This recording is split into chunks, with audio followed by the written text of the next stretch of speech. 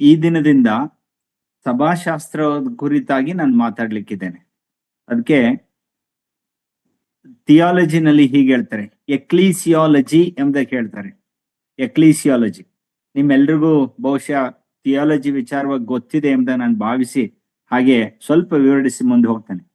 Theology ಎಂಬುದಾಗಿ ಹೇಳುವಾಗ ದೈವಶಾಸ್ತ್ರ, ಈ ದೈವಶಾಸ್ತ್ರ ಇದು ಒಂದು ಪುಸ್ತಕ ಅಲ್ಲ.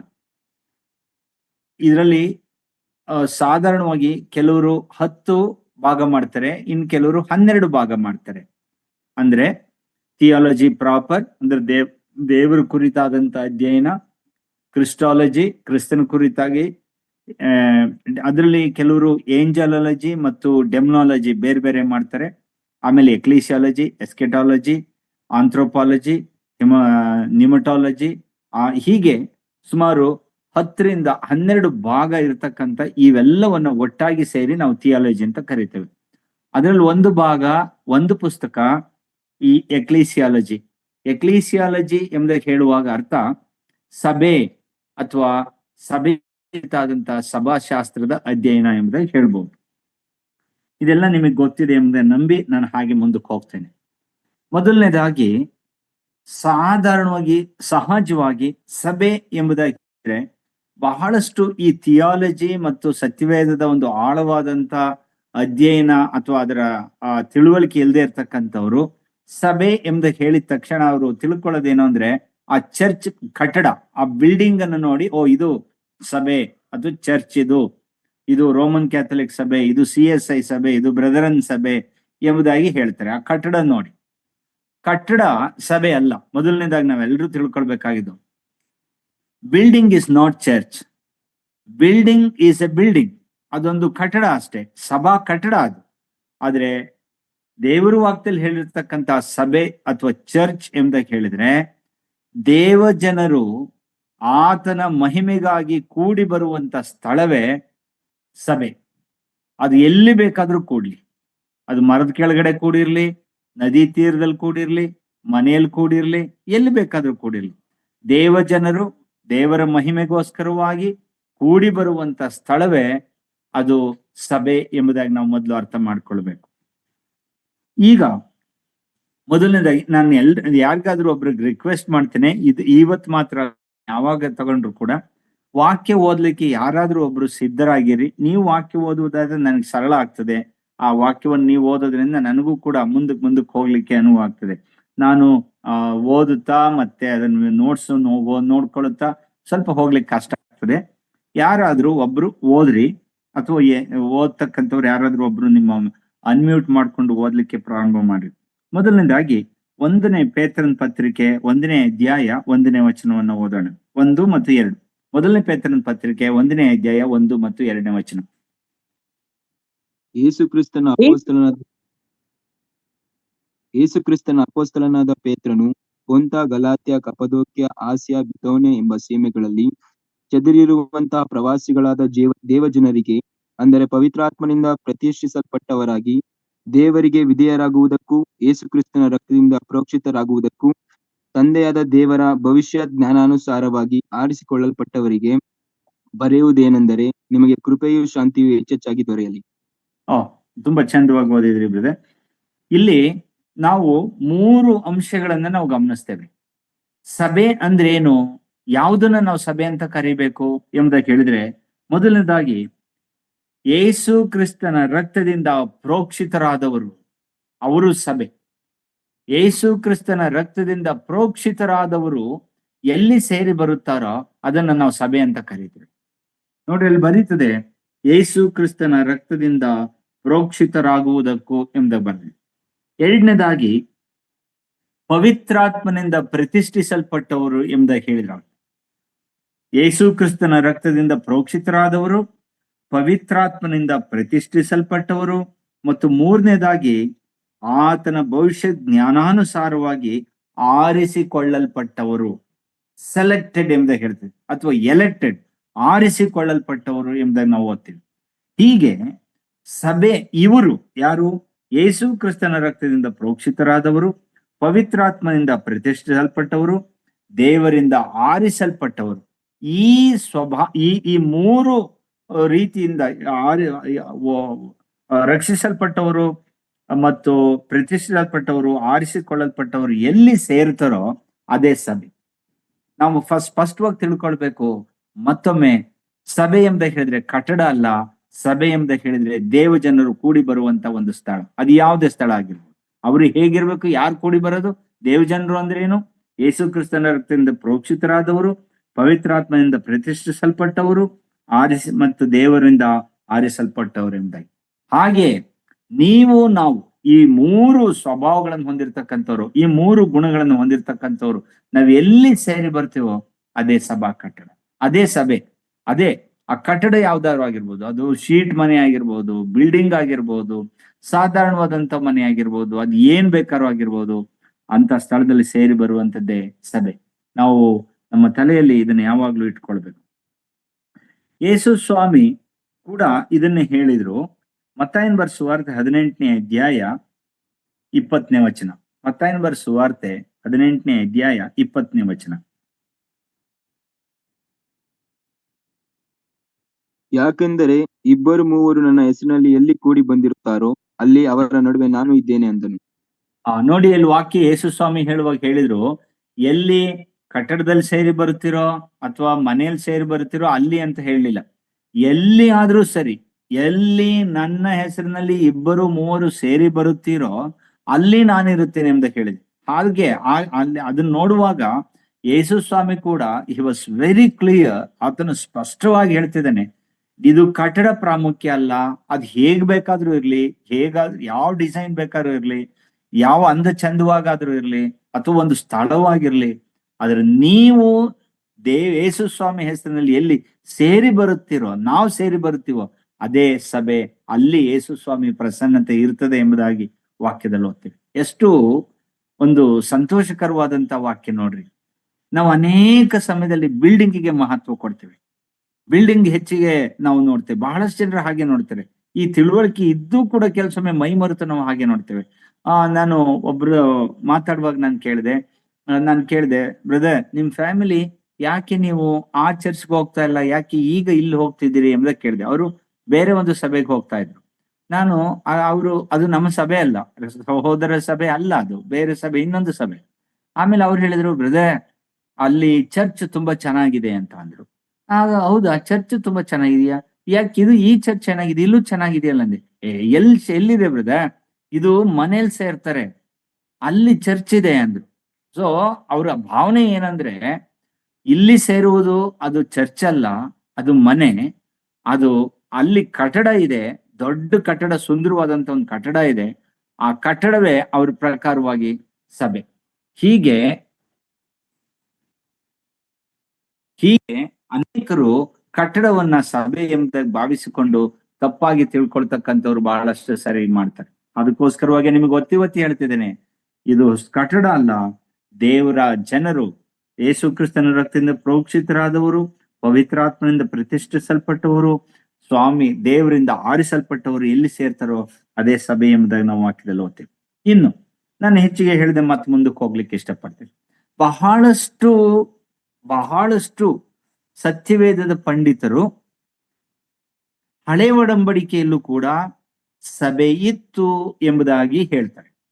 ಹಳೆ ಒಡಂಬಡಿಕೆಯಲ್ಲೂ ಕೂಡ ಸಭೆ ಇತ್ತು, ಆ ಸಭೆಯೇ ಮುಂದುವರೆದು ಹೊಸ ಒಡಂಬಡಿಕೆಯಲ್ಲೂ ಬಂದಿದೆ ಎಂಬುದಾಗಿ ಅನೇಕರು ಹೇಳ್ತಾರೆ. ಏನು ಇದನ್ನ ಆಮೇಲೆ ಅದು ಹೌದಾ ಇಲ್ವೋ ಅದನ್ನ ಆಮೇಲೆ ನಾವು ನಿರ್ಣಯ ಮಾಡೋಣ. ಆದ್ರೆ ಯಾವ ಆಧಾರದ ಮೇಲೆ ಅವ್ರು ಹೇಳ್ತಾರೆ, ಯಾಕೆ ಹಾಗೆ ಹೇಳ್ತಾರೆ ಅಂದ್ರೆ, ಕೆಲವು ವಾಕ್ಯಗಳನ್ನ ಓದೋಣ. ಧರ್ಮೋಪದೇಶ ಕಾಂಡ ಪುಸ್ತಕ 4ನೇ ಅಧ್ಯಾಯ 10ನೇ ವಚನವನ್ನ ಓದ್ರಿ. ಧರ್ಮೋಪದೇಶ ಕಾಂಡ ಪುಸ್ತಕ 4ನೇ ಅಧ್ಯಾಯ 10ನೇ ವಚನ. ನೀವು ಹೊರಬೀನಲ್ಲಿ ನಿಮ್ಮ ದೇವರಾದ ಯೆಹೋವನ ಸನ್ನಿಧಿಯಲ್ಲಿ ನಿಂತಿದ್ದಾಗ ಆತನು ನನಗೆ ಜನರೆಲ್ಲರನ್ನು ನನ್ನ ಹತ್ತಿರಕ್ಕೆ ಕೂಡಿಸು, ಅವರು ತಾವು ಭೂಮಿಯ ಮೇಲಿರುವ ದಿನಗಳಲ್ಲೆಲ್ಲ ನನಗೆ ಭಯಭಕ್ತಿಯಿಂದಿರುವುದಕ್ಕೆ ಕಲಿತುಕೊಂಡು ತಮ್ಮ ಮಕ್ಕಳಿಗೂ ಕಲಿಸಿಕೊಡುವಂತೆ ಅವರಿಗೆ ಆಜ್ಞೆಗಳನ್ನು ತಿಳಿಸುತ್ತೇನೆ ಎಂದು ಹೇಳಿದ ದಿನದ ವಿಷಯಗಳೇ. ಸಾಕು.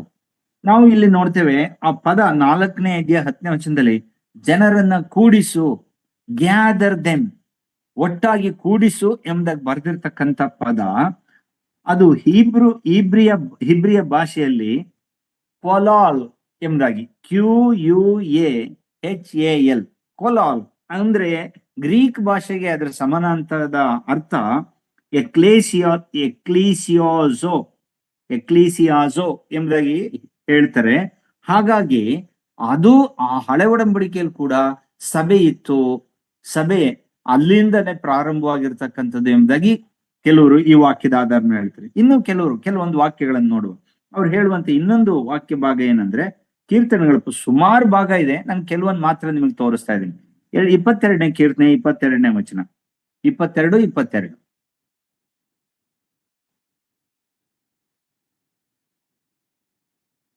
ನಿನ್ನ ನಾಮ ಮಹಿಮೆಯನ್ನು ನನ್ನ ಸಹೋದರನಿಗೆ ತಿಳಿಸುವೆನು, ಸಭಾ ಮಧ್ಯದಲ್ಲಿ ನಿನ್ನನ್ನು ಸ್ತುತಿಸುವೆನು. ಸಾಕು. ಈ ವಾಕ್ಯದಲ್ಲಿ ಸಭಾ ಮಧ್ಯದಲ್ಲಿ ನಿನ್ನನ್ನು ಸ್ತುತಿಸುವನು ಎಂಬುದಾಗಿ ಬರ್ದಿದೆ. ಅದನ್ನ ಹೇಗ್ ನೋಡ್ತಾರೆ? ಅಲ್ಲಿ ಕೂಡ ಸಭೆ ಇತ್ತು. ಆ ಹಳೆ ಒಡಂಬಡಿಕೆಯಲ್ಲಿ ಅನ್ನೋದಕ್ಕೆ ಈ ವಾಕ್ಯ ಆಧಾರ ಎಂಬುದಾಗಿ ಹೇಳ್ತಾರೆ. ಇನ್ನು ಹೆಚ್ಚಿನ ಅನೇಕ ವಾಚನಗಳು ಇದೆ ಸಭೆ ಸಭೆ ಸಭೆ ಎಂಬುದಾಗಿ ಬರ್ದಂಥದ್ದು. ಅದಕ್ಕೆ ನನ್ನ ಅಭ್ಯಂತರ ಏನೂ ಇಲ್ಲ. ಆದ್ರೆ ನನಗೆ ನನ್ನ ವೈಯಕ್ತಿಕವಾಗಿ ನಾನು ನಂಬುವುದು ಮತ್ತೆ ಸತ್ಯವೇದ ನಾವು ಕಲಿತ ಹಾಗೆ, ನಮಗೆ ಕಲಿಸ್ಕೊಟ್ಟಂತವ್ರು ಹೇಳಿದ ಹಾಗೆ, ನಾನು ಸತ್ಯವೇದನ ಓದಿದ ಪ್ರಕಾರ ಹಳೆ ಒಡಂಬಡಿಕೆಯಲ್ಲಿ ಸಭೆ ಸೇರ್ತಾ ಇತ್ತು. But it was not ecclesia. ಇದು ಯೇಸು ಕ್ರಿಸ್ತನ ರಕ್ತದಿಂದ ಪ್ರೋಕ್ಷಿತರಾದವರು, ಪವಿತ್ರಾತ್ಮನಿಂದ ಪ್ರತಿಷ್ಠಿಸಲ್ಪಟ್ಟವರು, ದೇವರಿಂದ ಆರಿಸಲ್ಪಟ್ಟ ಈ 3 ಗುಣಗಳನ್ನು ಹೊಂದಿದಂತ ಸಭೆ ಅದಾಗಿರ್ಲಿಲ್ಲ. ಅಲ್ಲಿ ಸಭೆ ಸೇರ್ತಿದ್ರು. ಸಭೆ ಅಂದ್ರೆ ಜನರು ಕೂಡಿ ಬರ್ತಿದ್ರು. ಆದ್ರೆ ಹಳೆ ಒಡಂಬಡಿಕೆಯಲ್ಲಿ ಯೇಸು ಕ್ರಿಸ್ತನ ರಕ್ತದಿಂದ ಪ್ರೋಕ್ಷಿತರಾದವರಲ್ಲ. ಅದಕ್ಕೋಸ್ಕರವಾಗಿ ನಾವು ಸ್ಪಷ್ಟವಾಗಿ ಹೊಸ ಒಡಂಬಡಿಕೆಯಲ್ಲಿ ಏನ್ ನೋಡ್ತೀವಿ ಅಂದ್ರೆ, ಹೊಸ ಒಡಂಬಡಿಕೆಯಲ್ಲಿ ಕರೆಯುವಂತ ಸಭೆಗೂ ಹಳೆ ಒಡಂಬಡಿಕೆಯಲ್ಲಿ ಸೇರುವಂತ ಸಭೆಗೂ ಒಂದೇ ಅಲ್ಲ. ಅವರು ಜನರು ಗುಂಪಾಗಿ ಸೇರಿ ಬಂದು ಆರಾಧನೆ ಮಾಡ್ತಿರೋ, ಅದನ್ನ ಸಭೆ ಎಂಬ ಕರೀತದೆ. ಆದ್ರೆ ಹೊಸ ಒಡಂಬಡಿಕೆಯಲ್ಲಿ ಕೂಡ ಸಭೆ ಸೇರ್ತಾರೆ.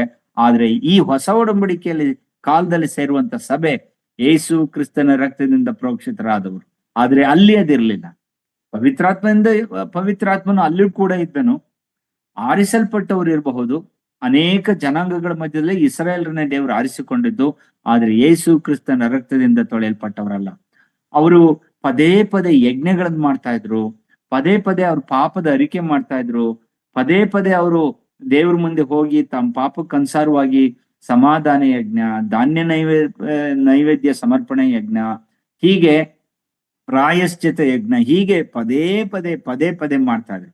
ಆದ್ರೆ ಹೊಸ ಒಡಂಬಡಿಕೆಯಲ್ಲಿ ಯೇಸು ಸ್ವಾಮಿಯ ರಕ್ತದಿಂದ ಆರಿಸಲ್ಪಟ್ಟಂತವರು, ಪ್ರೋಕ್ಷಿತರಾದವರು ಪದೇ ಪದೇ ಹಾಗೆ ಮಾಡುವ ಅವಶ್ಯಕತೆ ಇಲ್ಲ. ಒಂದೇ ಸಾರಿ ಕರ್ತನಾಂತ ಯೇಸು ಕ್ರಿಸ್ತನನ್ನ ತಮ್ಮ ರಕ್ಷಕನಾಗಿ ಸ್ವೀಕಾರ ಮಾಡುವುದು ಒಂದೇ ಸಾರಿ. ಪದೇ ಸ್ವೀಕಾರ ಮಾಡುವ ಹಾಗಿಲ್ಲ. ಅವರೆಲ್ಲರ ಪಾಪಗಳನ್ನ ಯಾರ್ಯಾರು ನಂಬ್ತಾರೋ ಅವ್ರ ಪಾಪವನ್ನ, ಪೂರ್ವ ಪ್ರಸ್ತುತ ಭವಿಷ್ಯದ ಪಾಪವನ್ನೆಲ್ಲ ಕ್ಷಮಿಸಿಬಿಡ್ತೇನೆ ಎಂಬುದಾಗಿ ಸ್ವಾಮಿ ಹೇಳಿರೋದ್ರಿಂದ ಅಲ್ಲಿ ರಕ್ಷಿಸಲ್ಪಟ್ಟವರಿಗೂ ಇಲ್ಲಿಗೂ ಬಹಳವಾದಂತ ವ್ಯತ್ಯಾಸ ಇದೆ. ಅದು ಅಲ್ಲಿ ಜನರು ಸೇರಿ ಬರ್ತಿದ್ರು, ಆದ್ರೆ ಇಲ್ಲಿ ನಿಜವಾದ ಸಭೆ ಪ್ರಾರಂಭವಾದದ್ದು ಇಲ್ಲಿ ಎಂಬುದಾಗಿ ನನ್ನ ಅಭಿಪ್ರಾಯ. ನೀವು ಕೂಡ ಥಿಯಾಲಜಿಯನ್ನು ಓದುವಾಗ ನಾನು ಹೆಚ್ಚಿನದಾಗಿ ನಿಮ್ಮೆಲ್ಲರೂ ಗಮನಕ್ಕೆ ತರಲಿಕ್ಕೆ ನಾನು ಇಷ್ಟಪಡ್ತೇನೆ. ನಾನು ಬಹಳಷ್ಟನ್ನ ಬೇರೆ ಪುಸ್ತಕಗಳಿಂದ ಆರಿಸಿ ನಾನು ಈ ನೋಟ್ಸ್ ಅನ್ನು ಸಿದ್ಧ ಮಾಡಿದ್ದೇನೆ. ಮುಖ್ಯವಾಗಿ ನನ್ನ ಹೆಚ್ಚಿನ ಭಾಗ ಒಂದ್ ವೇಳೆ ಇದನ್ನ ನೋಡ್ರಿ, ಈ ಪುಸ್ತಕದಿಂದ ನಾನು ಹೆಚ್ಚಿನ ಭಾಗವನ್ನ ನಾನು ಓದಿ ತೆಗೆದುಕೊಳ್ತೇನೆ. ಇದೇನಂದ್ರೆ ಸಿಸ್ಟಮ್ಯಾಟಿಕ್ ಥಿಯಾಲಜಿ ಬೈ ವೈನ್ ಗ್ರೂಡೆನ್. ಇವರು ಪುಸ್ತಕವನ್ನು ನಾನು ಹೆಚ್ಚಾಗಿ ಓದ್ತೇನೆ, ಯಾಕಂದ್ರೆ ಇವರು ನಮ್ಮ ಸಹೋದರ ಸಭೆಯ ಮೂಲ ಬೋಧನೆಗಳನ್ನ ಸ್ಪಷ್ಟವಾಗಿ ಚಂದವಾಗಿ ಬರೆದಿರ್ತಕ್ಕಂಥವ್ರು. ಮತ್ತೆ ಚಾರ್ಲ್ಸ್ ಸಿ ರೈರಿ ಸಿಸ್ಟಮ್ಯಾಟಿಕ್ ಥಿಯಾಲಜಿನ ಕೂಡ ನಾನು ಹೆಚ್ಚಾಗಿ ಓದ್ತೇನೆ. ನನ್ನ ಕಾಲೇಜಿನಲ್ಲಿ ನಾನು ಓದುವಾಗ ಸ್ಟುವರ್ಟ್ಸ್ ಬೈಬಲ್ ಕಾಲೇಜ್ ಚೆನ್ನೈನಲ್ಲಿ ಬರೆಸಿದಂತ ನೋಟ್ಸ್ ನನ್ನ ಹತ್ರ ಇದೆ. ಹಾಗೆ ಇನ್ನೂ ಬೇರೆ ಪುಸ್ತಕಗಳನ್ನೆಲ್ಲ ರೆಫರ್ ಮಾಡಿ ನಾನು ಓದ್ತೇನೆ. ಈ ಎಲ್ಲವುಗಳ ಪ್ರಕಾರ ಹಳೆ ಒಡಂಬಡಿಕೆಯಲ್ಲಿ ಹೊಸ ಒಡಂಬಡಿಕೆಯಲ್ಲಿರುವಂತ ಸಭೆ ಇರಲಿಲ್ಲ. ಇದು ಯೇಸು ಕ್ರಿಸ್ತನ ರಕ್ತದಿಂದ ತೊಳೆಯಲ್ಪಟ್ಟಂತ, ಶುದ್ಧಿಸಲ್ಪಟ್ಟಂತ ಸಭೆ. ಹಾಗಾಗಿ ಅದರಲ್ಲಿ ಇರಲಿಲ್ಲ ಎಂಬುದಾಗಿ ನನ್ನ ಅಭಿಪ್ರಾಯ ಆಗಿರ್ತದೆ. ಬೇಕಷ್ಟು ಬೇರೆ ವಚನಗಳೆಲ್ಲ ಇದೆ. ನಾವು ಮುಂದಕ್ಕೆ ಹೀಗೆ ನೋಡ್ತಾ ಬಂದ್ರೆ, ಹಾಗಾದ್ರೆ ಈ ಸಭೆ ಪ್ರಾರಂಭವಾದದ್ದು ನಮ್ಮೆಲ್ರಿಗೂ ಗೊತ್ತಿದೆ. ಇದು ಹಳೆ ಒಡಂಬಡಿಕೆಯಲ್ಲಿ ಪ್ರಾರಂಭವಾಗ್ಲಿಲ್ಲ, ಹೊಸ ಒಡಂಬಡಿಕೆಯಲ್ಲಿ ಇದು ಸ್ಪಷ್ಟವಾದ ಸಭೆ ಪ್ರಾರಂಭವಾಯಿತು ಎಂಬುದನ್ನ ವಾಕ್ಯದಲ್ಲಿ ಓದ್ತೇವೆ. ದಯವಿಟ್ಟು ಆ ವಾಕ್ಯ ಓದೋಣ. ಅಪೊಸ್ತಲರ ಕೃತ್ಯ 2ನೇ ಅಧ್ಯಾಯ 41ನೇ ವಚನದಿಂದ ಬಹಳ ದೀರ್ಘವಾದಂತ ವಾಕ್ಯ ಭಾಗ ಅಲ್ಲಿದೆ. ಆದ್ರೆ ನಾವು ಒಂದು 45, 46, 47 ವಾಕ್ಯವನ್ನು ಓದೋಣ. ಅಪೊಸ್ತಲರ ಕೃತ್ಯ 2ನೇ ಅಧ್ಯಾಯ 45ನೇ ವಚನದಿಂದ.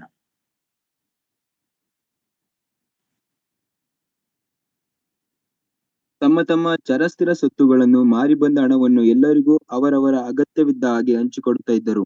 ಅವರು ದಿನಾಲೂ ಏಕಮನಸ್ಸಿನಿಂದ ದೇವಾಲಯದಲ್ಲಿ ಕೂಡುತ್ತಾ ಮನೆ ಮನೆಗಳಲ್ಲಿ ರೊಟ್ಟಿ ಮುರಿದು ಉಲ್ಲಾಸದಿಂದಲೂ ಸರಳ ಹೃದಯದಿಂದಲೂ ಊಟ ಮಾಡುತ್ತಾ ಇದ್ದರು. ಓದಿ. ದೇವರನ್ನು ಕೊಂಡಾಡುವವರಾಗಿಯೂ ಜನರೆಲ್ಲರ ದಯವನ್ನು ಹೊಂದುವವರಾಗಿಯೂ ಇದ್ದರು. ಕರ್ತನು ರಕ್ಷಣೆಯ ಮಾರ್ಗದಲ್ಲಿರುವವರನ್ನು ದಿನಾಲೂ ಅವರ ಮಂಡಲಿಗೆ ಸೇರಿಸುತ್ತಿದ್ದನು. ನೋಡಿ, ನಮ್ಮೆಲ್ರಿಗೂ ಗೊತ್ತಿದೆ, 2ನೇ ಅಧ್ಯಾಯ ಪಂಚಾಶತ್ತಮ ದಿನದ ಹಬ್ಬದಂದು ಅಲ್ಲಿ ಕೂಡಿ ಬಂದಿದ್ದಂತ ವಿವಿಧ ದೇಶದ ಜನರುಗಳಿಗೆ ಪೇತ್ರನು ದೇವರು ಅಪೊಸ್ತಲರ ಸಹಿತವಾಗಿ ದೇವ್ರ ವಾಕ್ಯವನ್ನು ಹೇಳಲಿಕ್ಕೆ ಪ್ರಾರಂಭಿಸಿದ. ಅವರೆಲ್ಲರೂ ಕೂಡ ಯೇಸು ಸ್ವಾಮಿಯನ್ನ ಕೆಲವರು ವಾಕ್ಯವನ್ನು ಕೇಳಿದ್ರು. ಅವರಲ್ಲಿ 41ನೇ ವಚನ, ಅವನ ಮಾತಿಗೆ ಒಪ್ಪಿಕೊಂಡವರು ದೀಕ್ಷಾ ಸ್ನಾನ ಮಾಡಿಸಿಕೊಂಡರು. ಆ ದಿವಸ ಸುಮಾರು 3,000 ಜನರು ಅಲ್ಲಿ ಸೇರಿದರು ಎಂಬುದಾಗಿ ವಾಕ್ಯದಲ್ಲಿ ಓದ್ತೀವಿ. ಅದಾದ್ಮೇಲೆ ಈ ರಕ್ಷಿಸಲ್ಪಟ್ಟಂತ ಜನರು, ಯೇಸು ಕ್ರಿಸ್ತನ ರಕ್ತದಿಂದ ತೊಳೆಯಲ್ಪಟ್ಟಂತವರು, ಪವಿತ್ರಾತ್ಮನಿಂದ ಪ್ರತಿಷ್ಠಿಸಲ್ಪಟ್ಟವರು, ದೇವರಿಂದ ಆರಿಸಲ್ಪಟ್ಟವರು, ಇವರೆಲ್ಲರೂ ಸಭೆಯಾಗಿ ಸೇರ್ಲಿಕ್ಕೆ ಪ್ರಾರಂಭಿಸಿದ್ರು. ನಾವು ಅದನ್ನ 42ನೇ ವಚನದಲ್ಲಿ ಓದ್ತೀವಿ. ಇವರು ಅಪೋಸ್ತಲರ ಬೋಧನೆಯನ್ನು ಕೇಳುವುದರಲ್ಲಿಯೂ, ಸಹೋದರರ ಅನ್ಯೋನ್ಯತೆಯಲ್ಲಿಯೂ, ರೊಟ್ಟಿ ಮುರಿಯುವುದರಲ್ಲಿಯೂ, ಪ್ರಾರ್ಥನೆಯಲ್ಲಿಯೂ ನಿರತರಾದರು. ಇದನ್ನ ನಾವು ಹಳೆ ಒಡಂಬಡಿಕೆಯಲ್ಲಿ ಓದುವುದಿಲ್ಲ. ಅವರು ರೊಟ್ಟಿ ಮುರಿಯುವ ಸೇವೆಯಲ್ಲಿ ಇರ್ಲಿಲ್ಲ, ಆ ಸಂಸ್ಕಾರ ಅವ್ರಿಗಿರ್ಲಿಲ್ಲ. ಮತ್ತೆ ಪ್ರಾರ್ಥನೆ ಮಾಡ್ತಾ ಇದ್ರು, ನಿಜ. ಅನ್ಯೋನ್ಯತೆ ಇತ್ತು, ನಿಜ. ಅಪೋಸ್ತಲರ ಬೋಧನೆ, ಅಫ್ಕೋರ್ಸ್ ಅದು ಸಿನಗಾಗಲ್ ಕೂಡ ಮತ್ತೆ ಹಳೆ ಒಡಂಬಡಿಕೆಯಲ್ಲಿ ಅಲ್ಲಿ ಬೋಧನೆ ಕೇಳಲಿಕ್ಕೂ ಕೂಡ ಸೇರಿ ಬರ್ತಿದ್ರು. ಆದ್ರೆ ರೊಟ್ಟಿ ಮುರಿಯುವಂತ ಕರ್ತನ ಮೇಜನ್ನ ಅನುಸರಿಸುವಂತ ಯಾವುದು ಹಳೆ ಒಡಂಬಡಿಕೆಯಲ್ಲಿ ಇರ್ಲಿಲ್ಲ, ಅನುಸರಿಸ್ತಕ್ಕಂಥದ್ದು ಇರ್ಲಿಲ್ಲ. ಇದು ಎಲ್ಲಿ 47ನೇ ವಚನದಲ್ಲಿ ಓದ್ತೀವಿ, ದಿನಾಲು ಅವರ ಮಂಡಲಿಗೆ ಸೇರಿಸುತ್ತಿದ್ದನು ಎಂಬುದಾಗಿ ಬರೆದಿದೆ. ಅದೇ ನಿಜವಾಗಿ ಬರೆದಿರೋದು ಎಕ್ಲೀಸಿಯಾ ಅಥವಾ ಅಸೆಂಬ್ಲಿ, ಸಭೆಯಾಗಿ ಸೇರುವುದು. ಅಂದ್ರೆ ನಿಜವಾಗಿ ಸಭೆಯ ಪದ ಪ್ರಾರಂಭವಾದದ್ದು ಮಂಡಲಿ ಎಂಬುದಾಗಿ ಏನ್ ಬರ್ದಿದೆಯೋ ಅದೇ ನಿಜವಾದ ಪದ ಎಕ್ಲೀಸಿಯಾ ಎಂಬ ಕರೀತದೆ. ಇಂಗ್ಲಿಷ್ ನಲ್ಲಿ ಅಸೆಂಬ್ಲಿ ಎಂಬ ಹೇಳ್ತದೆ. ಕನ್ನಡದಲ್ಲಿ ಸಭೆ, ಯೇಸು ಕ್ರಿಸ್ತನ ರಕ್ತದಿಂದ ತೊಳೆಯಲ್ಪಟ್ಟಂತ ದೇವಜನರು ಕೂಡಿ ಬರುವಂತ ಸ್ಥಳ ಮಂಡಲಿ, ಸಭೆ ಎಂಬುದಾಗಿ ನಾವು ನೋಡ್ತೇವೆ. ಅದೇ ಹೊಸ ಒಡಂಬಡಿಕೆಯಲ್ಲಿ ಮೊಟ್ಟ ಮೊದಲು ಪ್ರಾರಂಭವಾದಂತ ಸಭೆ. ಹೀಗೆ ಈ ಸಭೆ ಪ್ರಾರಂಭವಾಗಿ ಅದು ಮುಂದುವರಿಯುತ್ತಾ ಇಲ್ಲಿಯ ತನಕ ಬಂದಿದೆ. 2025ನೇ ಇಸ್ವಿ ಆಗಸ್ಟ್ 2ನೇ ತಾರೀಕುವರೆಗೂ ಇಲ್ಲಿಗೆ ಬಂದಿದೆ. ಅಂದು ಪ್ರಾರಂಭವಾದಂತ ಸಭೆ. ಯಾಕಂದ್ರೆ ಇದು ಸತ್ಯಕ್ಕೆ ಸ್ತಂಭವು ಆಧಾರವಾಗಿರ್ತಕ್ಕಂಥ ಇದು ಆ ದಿನ ಹೇಗೆ ಪ್ರಾರಂಭವಾಯಿತೋ ಅನೇಕ ಸಂಕಟ, ದುಃಖ, ವಿರೋಧತೆ, ಅಡಚಣೆ, ದಾಳಿ, ದಬ್ಬಾಳಿಕೆ ಇವೆಲ್ಲವುಗಳ ಮಧ್ಯದಲ್ಲಿಯೂ ಕೂಡ ಸಭೆಯನ್ನ ಯಾರು ಕೂಡ ಇಲ್ಲದ ಹಾಗೆ ಮಾಡ್ಲಿಕ್ಕಾಗ್ಲಿಲ್ಲ. ಸಭೆ ಅದು ನಡ್ಕೊಂಡು ಇಲ್ಲಿವರೆಗೂ ಬಂದಿದೆ. ಇದಕ್ಕೆ ನೀವು ನಾನೇ ಇವತ್ತ ಸಾಕ್ಷಿಗಳು. ನೀವು ಚರಿತ್ರೆಯನ್ನು ಓದ್ತಾ ಬಂದ್ರೆ ಅದು ದೊಡ್ಡ ವಿಚಾರ. ಈ ಪ್ರಪಂಚದ ಭೂಪಟದಲ್ಲಿ ಸಭೆ ಎಂಬತಕ್ಕಂಥದ್ದು, ಚರ್ಚ್ ಅಂತಕ್ಕಂಥದ್ದೇ ಇರಬಾರ್ದು ಎಂಬುದಾಗಿ ಅನೇಕರು ಪಣ ತೊಟ್ಟು ಹೋರಾಟ ಮಾಡಿ ಅವ್ರಿಗೆ ಏನೇನು ಮಾಡ್ಲಿಕ್ಕೆ ಸಾಧ್ಯವೋ ಅಷ್ಟನ್ನು ಮಾಡಿದ್ರು. ನೀರೋ ಚಕ್ರವರ್ತಿ ಇರಬಹುದು, ಅಥವಾ ನೀವು ರೋಮನ್ನರ ಕಾಲದಲ್ಲಿ ಕೆಲವರು ಇರಬಹುದು, ಗ್ರೀಕರ ಕಾಲದಲ್ಲಿ ಇರಬಹುದು, ಅಥವಾ ಇತ್ತೀಚಿನ ದಿನಗಳಲ್ಲಿ ಇರಬಹುದು. ಸಭೆ ಎಂಬತಕ್ಕಂಥದ್ದೇ ಇರಬಾರ್ದು ಎಂಬುದಾಗಿ ಬಹಳಷ್ಟು ಜನ ಅವರು ಪ್ರಯತ್ನ ಮಾಡಿದ್ರು. ಅವ್ರ ಉದ್ದೇಶವೇ ಚರ್ಚ್ ಅಂತಕ್ಕಂಥದ್ದೇ ನಮ್ಮ ಪ್ರಪಂಚದ ಭೂಪಟದಲ್ಲಿ ಇರಬಾರ್ದು ಎಂಬುದಾಗಿ ಪ್ರಯತ್ನ ಪಟ್ರು. ಬಹಳಷ್ಟು ದಾಳಿ ಮಾಡಿದ್ರು, ಹೊಡೆದಿದ್ದಾರೆ, ಹಿಂಸಿಸಿದ್ದಾರೆ, ಬೆಂಕಿ ಹಚ್ಚಿದ್ದಾರೆ, ಸಾಯಿಸಿದ್ದಾರೆ, ವಿಧವಾದಂತ ಕಿರುಕುಳ ಕೊಟ್ಟಿದ್ದಾರೆ, ಕಾನೂನು ರೀತಿ ಮಾಡ್ತೇವೆ ಎಂಬುದಾಗಿ ಹೇಳಿ ಅನೇಕರನ್ನ ಸೆರೆಮನೆಗೂ ಕೂಡ ಹಾಕ್ಸಿದ್ದಾರೆ. ಆದ್ರೆ ಯೇಸು ಕ್ರಿಸ್ತನ ರಕ್ತದಿಂದ ತೊಳೆಯಲ್ಪಟ್ಟಂತ ದೇವಜನರು ಸಭೆಯಾಗಿ ಸೇರುವುದನ್ನ ಇಡೀ ವಿಶ್ವದಲ್ಲೇ ಯಾರಿಗೂ ನಿಲ್ಸ್ಲಿಕ್ಕೆ ಆಗಿಲ್ಲ. ಮುಂದೆಯೂ ನಿಲ್ಲಿಸ್ಲಿಕ್ಕಾಗೋದಿಲ್ಲ. ಕರ್ತನಾದಂತ ಯೇಸು ಕ್ರಿಸ್ತನು ಮಧ್ಯಾಕಾಶಕ್ಕೆ ಬಂದು ತನ್ನ ಸಭೆಯನ್ನ ತೆಗೆದುಕೊಂಡು ಹೋಗುವ ತನಕ ಇದು ಇದ್ದೇ ಇರ್ತದೆ. ಅದನ್ನ ಯಾರು ಕೂಡ ಇಲ್ಲದ ಹಾಗೆ ಮಾಡ್ಲಿಕ್ಕೆ ಸಾಧ್ಯ. That is the power of church. ಯಾಕಂದ್ರೆ it is not purchased, it is not shed by any common normal people. The blood of Jesus Christ, ಯೇಸು ಕ್ರಿಸ್ತನ ರಕ್ತದಿಂದ ಶುದ್ಧೀಕರಣ ಹೊಂದಿರತಕ್ಕಂತ ಕೊಳ್ಳಲ್ಪಟ್ಟಂತ ಸಭೆಯಾಗಿರೋದ್ರಿಂದ ಇದನ್ನ ಯಾವ ಶಕ್ತಿಯೂ ಕೂಡ, ಪಾತಾಳದ ಶಕ್ತಿ ಆಗ್ಲಿ, ಭೂಲೋಕದ ಶಕ್ತಿ ಆಗ್ಲಿ, ಅಂಧಕಾರದ ಶಕ್ತಿ ಆಗ್ಲಿ, ಮಾನಸಿಕವಾಗಿ ರಾಜಕೀಯವಾಗಿ ಯಾರು ಕೂಡ ಇದನ್ನ ಇಲ್ಲದ ಹಾಗೆ ಮಾಡ್ಲಿಕ್ಕೆ ಸಾಧ್ಯ ಇಲ್ಲ. ಯಾಕಂದ್ರೆ ಇದು ದೇವರು ತನ್ನ ಸ್ವರಕ್ತ ಕೊಟ್ಟು ಸಂಪಾದಿಸಿಕೊಂಡಂತ ಸಭೆ. ಹೀಗೆ ಇಲ್ಲಿವರೆಗೂ ನಡೀತಾ ಬಂದಿದೆ. ನಾವು ಮುಂದಕ್ಕೆ ಹೋಗೋಣ. ಈ ಸಭೆ, ಇದರಲ್ಲಿ 2 ಭಾಗಗಳಿದೆ. ನಾವು ಹಳೆ ಒಡಂಬಡಿಕೆಯಲ್ಲಿ ಸಭೆ ಇರಲಿಲ್ಲ, ಅದು ಸೇರಿ ಬರ್ತಿದ್ರು. ಅದರ ನಿಜವಾದಂತ ಸಭೆ ಹೊಸ ಒಡಂಬಡಿಕೆಯಲ್ಲಿ ಪ್ರಾರಂಭ ಆಯ್ತು. ಅಪೊಸ್ತಲರ ಕೃತ್ಯ 2ನೇ ಅಧ್ಯಾಯದಲ್ಲಿ ನೋಡ್ತಾ ಬಂದಿದ್ದೇವೆ. ಆಮೇಲೆ ನಾವು ಮುಂದಕ್ಕೆ ನೋಡ್ತಾ ಬಂದ್ರೆ ಇದರಲ್ಲಿ 2 ಸಭೆಯಲ್ಲಿ 2 ತರವಾದ ಸಭೆ ಇದೆ. ಮೊದಲನೇ ಏನಂದ್ರೆ ವಿಸಿಬಲ್ ಚರ್ಚ್ ಎಂಬುದಾಗಿ ಹೇಳ್ತೇವೆ ಅದನ್ನ, ಅಥವಾ ಕಣ್ಣಿಗೆ ಕಾಣುವಂತ ಸಭೆ ಎಂಬುದಾಗಿ ಹೇಳ್ತೇವೆ. ಇದನ್ನ ಲೋಕಲ್ ಚರ್ಚ್ ಎಂಬ ಕೂಡ ಹೇಳ್ತೇವೆ. ಸರಳವಾಗಿ ಹೇಳ್ಬೇಕು ಅಂದ್ರೆ ಕಣ್ಣಿಗೆ ಕಾಣುವಂತ ಸಭೆ, ಇನ್ನೊಂದು ಕಣ್ಣಿಗೆ ಕಾಣದೇ ಇರುವಂತ ಅಗೋಚರವಾದ ಸಭೆ. ಅದಕ್ಕೆ ಸಾಧಾರಣವಾಗಿ ಎಲ್ಲ ಒಂದು ಪದ ಉಪಯೋಗಿಸೋದೇನು ಅಂದ್ರೆ ಯೂನಿವರ್ಸಲ್ ಚರ್ಚ್ ಎಂಬುದಾಗಿ, ಅಥವಾ ಸಾರ್ವತ್ರಿಕವಾದಂತ ಸಭೆ, ಇನ್ನೊಂದು ಸ್ಥಳೀಯ ಸಭೆ. ಏನು ಸಾರ್ವತ್ರಿಕವಾದ ಸಭೆ ಅಂದ್ರೆ, ಸ್ಥಳೀಯ ಸಭೆ ಅಂದ್ರೆ ಏನು? ಬಹಳಷ್ಟು ಜನಕ್ಕೆ ಇದೊಂದು ಸರಳವಾದಂತ ಪ್ರಾಥಮಿಕವಾದ ವಿಚಾರ ಗೊತ್ತಿರ್ತದೆ. ಆದ್ರೂ ನಿಮ್ಮ ನೆನಪಿಗೆ ತಂದು ನಾನು ಮುಂದಕ್ಕೆ ಹೋಗ್ತೇನೆ. ಸಾರ್ವತ್ರಿಕವಾದಂತ ಸಭೆ ಎಂಬುದಕ್ಕೆ ಹೇಳಿದ್ರೆ ಅರ್ಥ ಏನು ಅಂದ್ರೆ, ಪ್ರಪಂಚದಾದ್ಯಂತ ಯೇಸು ಕ್ರಿಸ್ತನನ್ನ ತಮ್ಮ ರಕ್ಷಕನಾಗಿ ಸ್ವೀಕಾರ ಮಾಡಿದಂತ ಎಲ್ಲಾ ವಿಶ್ವಾಸಿಗಳು, ಅಂದ್ರೆ ಜಾತಿ, ಹಣ, ಬಲ, ಸ್ಥಳ, ಬಣ್ಣ, ಭಾಷೆ, ಜಾತಿ, ಕುಲ, ದೇಶ, ಇದು ಯಾವುದು ವ್ಯತ್ಯಾಸ ಇಲ್ಲದೆ ಯೇಸು ಸ್ವಾಮಿಯನ್ನು ನಂಬಿರ್ತಕ್ಕಂಥ ಅವನು ಎಲ್ಲೇ ಇರ್ಲಿ, ಅವ್ರು ಎಲ್ಲೇ ಯಾವ ದೇಶದವರಾಗಿರ್ಲಿ, ಯಾವ ಭಾಷೆಯವರಾಗಿರ್ಲಿ, ಅವರೆಲ್ಲರೂ ಸೇರಿ ಕಣ್ಣಿಗೆ, ಅವರೆಲ್ಲ ನಾವು ಕಣ್ಣಿಗೆ ಕಾಣಿಸ್ತಾ ಇಲ್ಲ.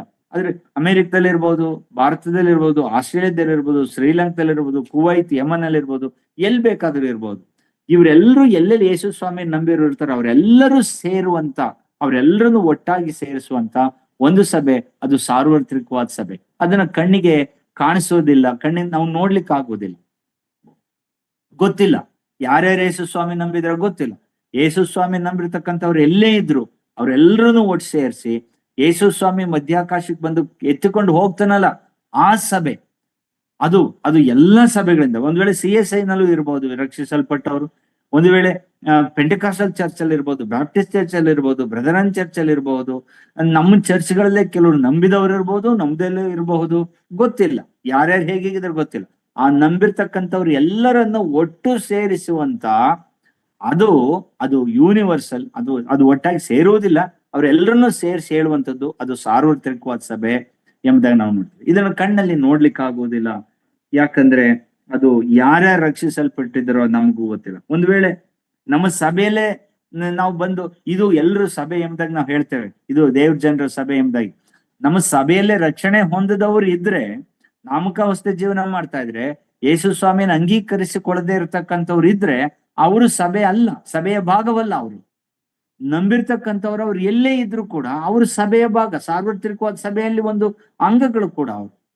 ಹಾಗಿರುವುದರಿಂದ ಅದನ್ನ ಯೂನಿವರ್ಸಲ್ ಚರ್ಚ್ ಅಥವಾ ಇನ್ವಿಸಿಬಲ್ ಚರ್ಚ್ ಅಂತ ಕರಿತೇವೆ. ಮತ್ತು ಎರಡನೇದಾಗಿ ನಾನು ಹೇಳಿದಾಗೆ ಸ್ಥಳೀಯ ಸಭೆ, ಅದು ಕಣ್ಣಿಗೆ ಕಾಣುವಂತ ಸಭೆ, ಅದನ್ನ ನೀವು ಸೇರಿ ಬರುವಾಗ್ಲೇ ನಾವು ನೋಡಬಹುದು. ಈಗ ಚಿಕ್ಕಮಗಳೂರು ಸಹೋದರ ಸಭೆ, ವಿಲ್ಸನ್ ಗಾರ್ಡನ್ ಸಭೆ ಬೆಂಗಳೂರಿನಲ್ಲಿ, ಮೈಸೂರಿನಲ್ಲಿ Bethanie brothers assembly, Bethel brother, ಇವೆಲ್ಲವೂ ಕೂಡ ಸ್ಥಳೀಯ ಸಭೆ. ನಾವು ಕಣ್ಣಿಗೆ ನೋಡ್ಬೋದು. ಯಾರ್ಯಾರು ಯೇಸು ಸ್ವಾಮಿಯನ್ನು ನಂಬಿ ಆತನ ವಾಕ್ಯಕ್ಕನುಸಾರವಾಗಿ ಸೇರಿ ಬರುತ್ತಾರೋ ಅಲ್ಲಿ ಕೂಡುವಂತ ಸಭೆ, ಅದು ಸ್ಥಳೀಯ ಸಭೆ. ನೀವು ಅಪೊಸ್ತಲರ ಕಾಲದಲ್ಲಿ, ಪೌಲನ ಕಾಲದಲ್ಲಿ ಕೊರಿಂಥದಲ್ಲಿದ್ದ ಸಭೆ, ರೋಮಾಪುರದಲ್ಲಿದ್ದ ಸಭೆ, ಕೊಲೊಸ್ಸೆಯಲ್ಲಿದ್ದ ಸಭೆ, ಹೀಗೆ ಈ ಒಂದೊಂದು ಸಭೆ ಹೆಸರು ಬರೆಯುವಾಗ ಅವೆಲ್ಲವೂ ಕೂಡ ಸ್ಥಳೀಯ ಸಭೆ. ಸಾರ್ವತ್ರಿಕ ಸಭೆ ಅಂದ್ರೇನು? ಎಲ್ಲಿ ಯೇಸು ಸ್ವಾಮಿಯನ್ನು ನಂಬಿದರೆ ಅವರೆಲ್ಲರೂ ಒಟ್ಟಾಗಿ ಸೇರಿ ನಾವು ನೋಡಕ್ಕಾಗಲ್ಲ. ಅಮೆರಿಕದಲ್ಲಿದ್ದಾರೆ ಅವ್ರನ್ನ ನಾವು ನೋಡಕ್ಕಾಗಲ್ಲ, ಆಸ್ಟ್ರೇಲಿಯಾ ಇದ್ದಾರೆ ಅವ್ರನ್ನ ನೋಡಕ್ಕಾಗಲ್ಲ. ಹೀಗೆ ಕಣ್ಣಿಗೆ ಕಾಣದೇ ಇರ್ತಕ್ಕಂಥ ಅನೇಕರು ಎಲ್ಲೆಲ್ಲಿ ನಂಬಿದಾರೋ ಅವರೆಲ್ಲರೂ ಒಟ್ಟಾಗಿ ಒಂದು ಹೇಳುವಾಗ ಅದು ಯೂನಿವರ್ಸಲ್ ಚರ್ಚ್ ಅಥವಾ ಸಾರ್ವತ್ರಿಕವಾದ ಸಭೆ ಎಂಬುದಾಗಿ ನಾವು ಹೇಳ್ತೇವೆ. ಕೆಲವು ಸಮಯ ಈ ಸಾರ್ವತ್ರಿಕವಾದ ಸಭೆಯಲ್ಲಿ ಗುಪ್ತವಾಗಿ ಒಂದ್ ವೇಳೆ ನಂಬಿರ್ತಕ್ಕಂಥ ಗೌಪ್ಯ ವಿಶ್ವಾಸಿಗಳು ಕೂಡ ಸೇರಿಕೊಂಡಿರ್ತಾರೆ. ಕೆಲವರು ನನಗೆ ಕೆಲವು ಸಮಯ ಅವ್ರು ಮಾತಾಡುವಾಗ ಬಹಳಷ್ಟು ಖುಷಿ ಆಗ್ತದೆ. ಅವರು ಸಭೆಗೆ ಬರುವುದಿಲ್ಲ, ಆದ್ರೆ ಬಹಳಷ್ಟು ದೇವ್ರ ಬಗ್ಗೆ ಬಹಳ ಆತ್ಮಿಕವಾಗಿ ಮಾತಾಡ್ತಾರೆ. ಒಬ್ರು ನಾನು ನೋಡಿದೆ, ನನ್ಗೆ ಅವ್ರ ಪರಿಚಯದವರಿದ್ರೆ ಅವರು ರಕ್ಷಣೆ ಹೊಂದಿದ್ದರೆಲ್ಲ ನನಗ್ ಗೊತ್ತಿಲ್ಲ, ಅವ್ರ ಅಂತರಾಳ ನನ್ಗೆ ಅರ್ಥ ಆಗೋದಿಲ್ಲ. ಬಹಳ ಒಬ್ಬ ಬ್ರಾಹ್ಮಣ, ಅವರು ಬಹಳ ಗೌರವಯುತವಾಗಿ ಮಾತಾಡ್ತಾರೆ. ಯೇಸು ಸ್ವಾಮಿ ಕಂಡ್ರೆ ಬಹಳ ಮರ್ಯಾದೆ ಕೊಟ್ಟು ಮಾತಾಡ್ತಾರೆ. ಅವರು ನಿಜವಾದ ದೇವರು, ಪಾಪ ಪರಿಹಾರಕ್ಕೋಸ್ಕರ ಈ ಲೋಕಕ್ಕೆ ಬಂದಂತವ್ರು, ಸತ್ತು ಸಮಾಧಿಗೆ ಗೆದ್ದು ಬಂದಂತವ್ರು, ಆತನಲ್ಲದೆ ಬೇರೆ ದೇವ್ರಿಲ್ಲ, ಇದೆಲ್ಲ ಮಾತಾಡ್ತಾರೆ. ಒಬ್ಬ ವಿಶ್ವಾಸಿ ಚೆನ್ನಾಗಿ ತಿಳ್ಕೊಂಡವ್ರಿಗಿಂತಲೂ ಹೆಚ್ಚಾಗಿ ಮಾತಾಡ್ತಾರೆ. ಅವ್ರವ್ರ ಸಭೆಗೆ ಬರೋದಿಲ್ಲ. ನನಗ್ ಗೊತ್ತಿಲ್ಲ, may be may be A secret believer, ಒಂದ್ ವೇಳೆ ಗುಪ್ತವಾದಂತ ವಿಶ್ವಾಸಿ ಆಗಿರ್ಬೋದು, ನಮಗ್ ಗೊತ್ತಿಲ್ಲ. ಅಥವಾ ಹೇಗೆ ಗೊತ್ತಿಲ್ಲ. ಹೀಗೆ ಬೇಕಾಷ್ಟು ಜನ ಇದ್ದಾರೆ. ಅವ್ರು ರಕ್ಷಣೆ ಹೊಂದಿದ್ರೆ ಸಾರ್ವತ್ರಿಕ ಸಭೆಯಲ್ಲಿ ಅವರು ಕೂಡ ಒಬ್ಬ ಸದಸ್ಯರಾಗಿರ್ತಾರೆ. ಅದನ್ನ ನಾವು ಅನೇಕ ಸಮಯದಲ್ಲಿ ನಾವು ನೋಡ್ತೇವೆ. ಇನ್ನು ನೀವು ಒಂದ್ ವೇಳೆ ನಮಗ್ ಗೊತ್ತಿಲ್ಲದೆ ಇದ್ರು ಕೂಡ ಆ ದೇವ್ರಿಗೆ ಗೊತ್ತಿರ್ತದೆ ಯಾರ್ಯಾರು ಯೇಸು ಸ್ವಾಮಿ ನಂಬಿದಾರೋ ಎಂಬುದಾಗಿ. ಆ ನಂಬಿರ್ತಕ್ಕಂಥವ್ರು ಒಂದು ದಿನ ಯೇಸು ಸ್ವಾಮಿ ಮಧ್ಯಾಕಾಶಕ್ಕೆ ಬರುವಾಗ ಅವರೆಲ್ಲರೂ ಎತ್ತಲ್ಪಡ್ತಾರೆ. ಒಂದ್ ವೇಳೆ ನಾವು ಇವರು ಸಭೆ ನಂಬಿದರೆ ನಮ್ಮ ಸದಸ್ಯರು, ನಮ್ಮ ಸಭೆ ಸದಸ್ಯರು ಎಂಬುದಾಗಿ ಹೇಳ್ತಕ್ಕಂಥ ಅನೇಕರು ಬಿಡಲ್ಪಡಬಹುದು. ನಿಜವಾಗಿ ಸ್ವಾಮಿ ಅಂಗೀಕರಿಸದೆ ಹೋಗಿದ್ರೆ, ಅವ್ರ ಪಾಪಕ್ಕಾಗಿ ಪಶ್ಚಾತ್ತಾಪ ಪಡೆದು ಹೋಗಿದ್ರೆ, ನಾವು ಸಭೆಯವರು ಎಂಬುದಾಗಿ ಹೇಳಿದವ್ರು ಕೆಲವರು ಬಿಡಲ್ಪಡ್ಬೋದು. ಇವರು ಸಭೆಯ ಭಾಗವೇ ಅಲ್ಲ, ನಂಬೇ ಇಲ್ಲ, ಇವರು ಅನ್ಯರು, ಹಾಗೆ ಹೀಗೆ ಎಂಬುದಾಗಿ ಹೇಳಿದಂತ ಕೆಲವರು ಎತ್ತಲ್ಪಡ್ಬೋದು. ಇವರೆಲ್ಲರೂ ಸೇರುವಾಗ ಅದೊಂದು ಸಾರ್ವತ್ರಿಕವಾದಂತಹ ಸಭೆ ಆಗ್ತದೆ ಎಂಬುದಾಗಿ ನಾನು ಹೇಳಲಿಕ್ಕೆ ಇಷ್ಟಪಡ್ತೇನೆ. ಒಂದು ವೇಳೆ ನಾನು ಯಾಕೆ ಈ ಸಾರ್ವತ್ರಿಕವಾದ ಸಭೆ ಕುರಿತಾಗಿ ಸ್ಪಷ್ಟವಾಗಿ ಬಹಳಷ್ಟು ದೀರ್ಘಕಾಲವಾಗಿ ಹೇಳಿದೆ ಅಂದ್ರೆ, ರೋಮನ್ ಕ್ಯಾಥಲಿಕ್ ನ ಸಭೆಯವರು ಸಾರ್ವತ್ರಿಕವಾದಂತ ಸಭೆ ಎಂಬತಕ್ಕಂಥ ಕಾನ್ಸೆಪ್ಟ್ ಅನ್ನು ಅವರು ಒಪ್ಪೋದಿಲ್ಲ. ಅವ್ರು ಹೇಳದೇನು, ಸ್ಥಳೀಯ ಸಭೆ ಮಾತ್ರವೇ ಇದೆ, ಸಾರ್ವತ್ರಿಕವಾದ ಸಭೆ ಅಂತಕ್ಕಂಥದ್ದೇ ಇಲ್ಲ ಎಂಬುದಾಗಿ ಆ ರೋಮನ್ ಕ್ಯಾಥಲಿಕ್ನವರು ವಾದ ಮಾಡ್ತಾರೆ, ಮತ್ತು ಅದನ್ನೇ ಅವ್ರು ನಂಬಿದ್ದಾರೆ. ಅದು ಅವರ ಡಾಕ್ಟ್ರಿನ್ ಆಗಿದೆ. ನಾನು ನಿಮಗೋಸ್ಕರವಾಗಿ ಇಂಗ್ಲಿಷ್ ಭಾಷೆಯಲ್ಲಿ ಅದನ್ನ ಅರ್ಥ ಮಾಡಿಸ್ಲಿಕ್ಕೋಸ್ಕರವಾಗಿ ಸಿಸ್ಟಮ್ಯಾಟಿಕ್ ಥಿಯಾಲಜಿ ಬೈ ವೈನ್ ಗ್ರೂಡೆಮ್ ಅವ್ರು ಬರೆದಿರ್ತಕ್ಕಂಥ ಥಿಯಾಲಜಿ ಪುಸ್ತಕ ಎಕ್ಲಿಸಿಯಾಲಜಿ ಪೇಜ್ ನಂಬರ್ 855 ನಲ್ಲಿ ಸೆಕೆಂಡ್ ಪ್ಯಾರಾಗ್ರಾಫ್ ನಾನು ನಿಮ್ಗೆ ಓದ್ತೇನೆ, ಕೇಳಿಸ್ಕೊಳ್ರಿ. Both Martin Luther and John Calvin were eager to affirm this invisible aspect of the church over against the Roman Catholic teaching that the church was the one visible organization that had descended from the apostle in an unbroken line of succession through the bishops of the church. The Roman Catholic Church had argued that only in the visible organization of the Roman Catholic Church could we find Roman Catholic Church in their pastoral statement for Catholics on the biblical fundamentalism issued on March 25th, 1987, the United States National Conference of Catholic Bishops, head of the Committee on Biblical Fundamentalism, criticized evangelical Christianity, which it called biblical fundamentalism, primarily because it took people away from the one true church. ನಾನು ಯಾಕೆ ನಿಮಗೆ ಓದಿದೆ ಎಂಬುದಾಗಿ ಹೇಳಿದ್ರೆ, ಇದನ್ನು ನಿಮಗೆ ಕೆಲವು ಗ್ರಹಿಸಲಿ ಎಂಬುದಾಗಿ ನಾನು ಹೇಳಿದೆ. ಅದರ ಅರ್ಥ ಇಷ್ಟೇ, ರೋಮನ್ ಕ್ಯಾಥಲಿಕ್ ಸಭೆಯವ್ರು ಹೇಳ್ತಾರೆ ಯಾವುದೇ ಇನ್ವಿಸಿಬಲ್ ಚರ್ಚ್ ಇಲ್ಲ, ಯೂನಿವರ್ಸಲ್ ಚರ್ಚ್ ಅನ್ನೋದೇ ಇಲ್ಲ. ನಿಜವಾಗಿ ಸಭೆ ಅಂತಕ್ಕಂಥದ್ದಿದ್ರೆ ಅಪೋಸ್ತಲರಿಂದ ಹಿಡಿದು ಅದು ಒಂದೇ ಆ ಅವ್ರು ಸೇವೆ ಮಾಡ್ಕೊಂಡು ಬಂದವರಿಂದ ಹಾಗೇ ಮುಂದುವರ್ಕೊಂಡು ಬಂದಿದೆ. ಉದಾಹರಣೆಗೆ ಅಪೋಸ್ತಲ ಅಂತ ಪೇತ್ರನಿಂದ ಪ್ರಾರಂಭವಾದದ್ದು, ಅದಾದ್ಮೇಲೆ ಅವನ ಶಿಷ್ಯ, ಅದಾದ್ಮೇಲೆ ಅವರ ಶಿಷ್ಯರು, ಅದಾದ್ಮೇಲೆ ಅವರ ಶಿಷ್ಯರು, ಆಮೇಲೆ ಬಿಷಪ್ಗಳು, ಅವರಿಂದ ಹಾಗೆ ಹಾಗೆ ಹಾಗೆ ಹಾಗೆ ಮುಂದುವರೆದು ಇಲ್ಲಿವರೆಗೂ ಬಂದಿದೆ. ಅದು ಆ ಲೈನ್ ಹಾಗೆ ಮುಂದುವರ್ಕೊಂಡು ಬಂದಿದೆ, ಅಲ್ಲಿಂದ ಸಭೆ ಮುಂದುವರ್ಕೊಂಡು ಬಂದಿದೆ ಎಂಬುದಾಗಿ ಹೇಳ್ತಾರೆ. ಆದ್ರೆ ಇದು ಸುಳ್ಳು, ಇದು ತಪ್ಪು, ಹಾಗೆ ಎಲ್ಲೂ ಕೂಡ ಇಲ್ಲ, ಹಾಗಲ್ಲ. ಇದು ಯೇಸು ಕ್ರಿಸ್ತನ ಎಂಬತಕ್ಕಂತ ಬಂಡೆ ಮೇಲೆ ಕಟ್ಟಿದಂತ ಸಭೆ. ಅಪೋಸ್ತಲರು ಅದಕ್ಕೆ ಒಳಗಾಗಿ ಯೇಸು ಸ್ವಾಮಿಯ ಬೋಧನೆಗೆ ಅನುಸಾರವಾಗಿ ಅವರು ಬದುಕ್ತಾ ಬಂದು ಬೋಧನೆ ಮಾಡ್ತಾ ಬಂದ್ರೆ ವಿನಃ ಅಪೋಸ್ತಲರ್ ಎಂಬತಕ್ಕಂತ ಅವ್ರ ಮೇಲೆ ಕಟ್ಟಿದಂಥದ್ದಲ್ಲ. ಇದು ಯೇಸು ಕ್ರಿಸ್ತನ್ ಎಂಬತಕ್ಕಂತ ಆ ಬಂಡೆ ಮೇಲೆ ಕಟ್ಟಲ್ಪಟ್ಟಂತ ಸಭೆ. ಅದನ್ನ ಅನುಸರಿಸಿ ಅಪೋಸ್ತಲರು ಬಂದಿದ್ರೆ ವಿನಃ ಅಲ್ಲ. ನೀವು ಇದನ್ನ ಮಾರ್ಟಿನ್ ಲೂಥರ್ ಆಗ್ಲಿ, ಜಾನ್ ಕ್ಯಾಲ್ವಿನ್ ಆಗ್ಲಿ ಇದನ್ನು ವಿರೋಧಿಸಿದ್ರು. ಇದು ಹೀಗಲ್ಲ, ಇದು ಸತ್ಯ ಅಲ್ಲ, ಇದು ಒಪ್ಪುವುದಿಲ್ಲ ಎಂಬುದಾಗಿ ಬಹಳಷ್ಟು ಸರಿ ಹೇಳಿದ್ರು. ಇಷ್ಟು ಹೇಳಿದ ನಂತರದಲ್ಲಿ ನಮ್ಗೆ ಗೊತ್ತಾಗ್ತದೆ ಇದು ದುರ್ಬೋಧನೆ. ನಾವೇನ್ ನಂಬಿದೀವೋ ಇದೇ ಒಂದು ಸತ್ಯವಾದ ಬೋಧನೆ. ಬಹುಶಃ ನಾನು ಇದನ್ನ ನಿಮ್ಗೆ ಸ್ವಲ್ಪ ಹಾಗೆ ಮುಂದುವರ್ಸ್ಕೊಂಡು ಹೇಳಕ್ ಹೋಗ್ತೀನಿ. ಮೂರನೇದಾಗಿ, ಈ ಮಾರ್ಟಿನ್ ಲೂಥರ್ ಮತ್ತು ಜಾನ್ ಕ್ಯಾಲ್ವಿನ್ ಇವರಿಬ್ರು ಮೊದಲನೇದಾಗಿ ಅವರು ಬರೆದಂತ, ಅವರು ನಂಬಿದ್ದಂತ ಅವರ ನಂಬಿಕೆಯ ಬೋಧನೆಯನ್ನು ಬರೀತಾ ಬಂದ್ರು. ಆ ಆಧಾರದ ಮೇಲೆ ಇವತ್ತ ಎಲ್ಲಾ ಥಿಯಾಲಜಿ ಕೂಡ ಅವರ ಆ ಬೋಧನೆ ಅಥವಾ ಅವ್ರು ನಂಬಿದ್ದಂತ ಆ ನಂಬಿಕೆಯ ಸ್ಟೇಟ್ಮೆಂಟ್ಸ್, ವ್ಯಾಖ್ಯಾನ ಏನ್ ಹೇಳಿದ್ರು ಅದರ ಆಧಾರದ ಮೇಲೆ ಇವತ್ತು ಥಿಯಾಲಜಿ ಆಗಿರೋದು. ನಿಮಗ್ ಗೊತ್ತಿದೆ, ಬಹುಶಃ ಯಾರಾದ್ರೂ ನೀವು ಥಿಯಾಲಜಿ ಓದಿದ್ರೆ ನಿಮಗ್ ಗೊತ್ತಾಗ್ತದೆ. ನಾವು ಬ್ರದರನ್ ಸಭೆಯವರು, ಸಹೋದರರ ಸಭೆಯವರು, ನಾವು ಕ್ಯಾಲ್ವಿನಿಸಂ ಎಂಬುದಾಗಿ ಹೇಳ್ತೇವೆ. ಆ ಆಧಾರದ ಮೇಲೆ ನಮ್ಮ ಸಭೆಗಳು ನಡ್ಕೊಂಡು ಹೋಗ್ತಿರೋದು. ಅಂದ್ರೆ ಜಾನ್ ಕೆಲ್ವಿನ್ ಎಂಬತಕ್ಕಂತ ಒಬ್ರು ದೇವ್ರ ಸೇವಕರು ಸತ್ಯವೇದವನ್ನು ಓದಿ ಬರೆದಂತ ದೈವಶಾಸ್ತ್ರದ ಆ ಬೋಧನೆಗೆ ಅನುಸಾರವಾಗಿ ನಮ್ಮ ಸಹೋದರ ಸಭೆಗಳು ನಡ್ಕೊಂಡು ಹೋಗ್ತಾ ಇದೆ. ನನ್ನ ಗಮನಕ್ಕೆ ಒಂದು ಈ ಸತ್ಯವೇದದ ಒಂದು ಸಣ್ಣ ತಿಳುವಳಿಕೆ ಇರಲಿ ಎಂಬುದಾಗಿ ಹೇಳಲಿಕ್ಕೋಸ್ಕರವಾಗಿ, ಹಾಗಾದ್ರೆ ಮಾರ್ಟಿನ್ ಲೂಥರ್ ಏನ್ ಹೇಳಿದ್ರು, ಜಾನ್ ಕೆಲ್ವಿನ್ ಏನ್ ಹೇಳಿದ್ರು, ನಮ್ಮ ಸಹೋದರ ಸಭೆ ಜಾನ್ ಕೆಲ್ವಿನ್ ಆ ಬೋಧನೆಗೆ ಅನುಸಾರವಾಗಿ ಹೀಗೆ ಬರ್ದಿದೆಯಲ್ಲ, ಹಾಗಾದ್ರೆ ಅದು ಏನ್ ಹೇಳ್ತದೆ ಎಂಬುದಾಗಿ ನಾನು ಹೇಳಿ ಮುಂದಕ್ಕೆ ಹೋಗ್ತೇನೆ. ಹೆಚ್ಚಿನ ವಿವರಣೆ ನಾನು ಮಾಡ್ಲಿಕ್ಕೆ ಹೋಗೋದಿಲ್ಲ, ಆದ್ರೂ ನಿಮ್ಗೆ ಗಮನಕ್ಕಿರ್ಲಿ, ಇದೊಂದು ಎಕ್ಲಿಶಿಯಾಲಜಿ ಕಲಿಬೇಕಾದ್ರೆ ಇದು ನಿಮ್ಗೆ ಗೊತ್ತಿರ್ಲಿ ಎಂಬತಕ್ಕಂಥ ಉದ್ದೇಶದಿಂದ ನಾನು ಹೇಳಲಿಕ್ಕೆ ಮುಂದುವರಿಸ್ತೇನೆ. ಮೊದಲನೇದಾಗಿ ಜಾನ್ ಕೆಲ್ವಿನ್, ನಾವು 7 ಅಂಶಗಳನ್ನ ಪ್ರಮುಖವಾಗಿ ಅವ್ರು ಹೇಳ್ತಾರೆ. ಮೊದಲನೇದಾಗಿ ಗಾಡ್ಸ್ ಸಾವರಿಟಿ, ಅಂದ್ರೆ ದೇವರ ಸರ್ವಾಧಿಕಾರತ್ವ ಅವರು ಒಪ್ಪುತ್ತಾರೆ. ಅದು ನಮ್ಮ ಸಹೋದರ ಸಭೆಯಲ್ಲಿ ಒಪ್ತೇವೆ ನಾವು. ದೇವರೇ ಸರ್ವಾಧಿಕಾರಿ, ದೇವರೇ ಜಗತ್ತಿನ ಶ್ರೇಷ್ಠ ಒಡೆಯ, ಆತನಿಲ್ಲದೆ ಏನೂ ನಡೆಯುವುದಿಲ್ಲ. He is the supreme god, he is the sovereign god, he controls the whole world. ಇಡೀ ವಿಶ್ವ, ಜಗತ್ತು ಎಲ್ಲವನ್ನ ನಿಯಂತ್ರಣ ಮಾಡ್ತಕ್ಕಂಥವ್ನು ಒಬ್ಬನಿದ್ದಾನೆ, ಆತನೇ ದೇವರು ಎಂಬುದಾಗಿ ನಂಬತಕ್ಕಂಥವ್ರು ನಾವು.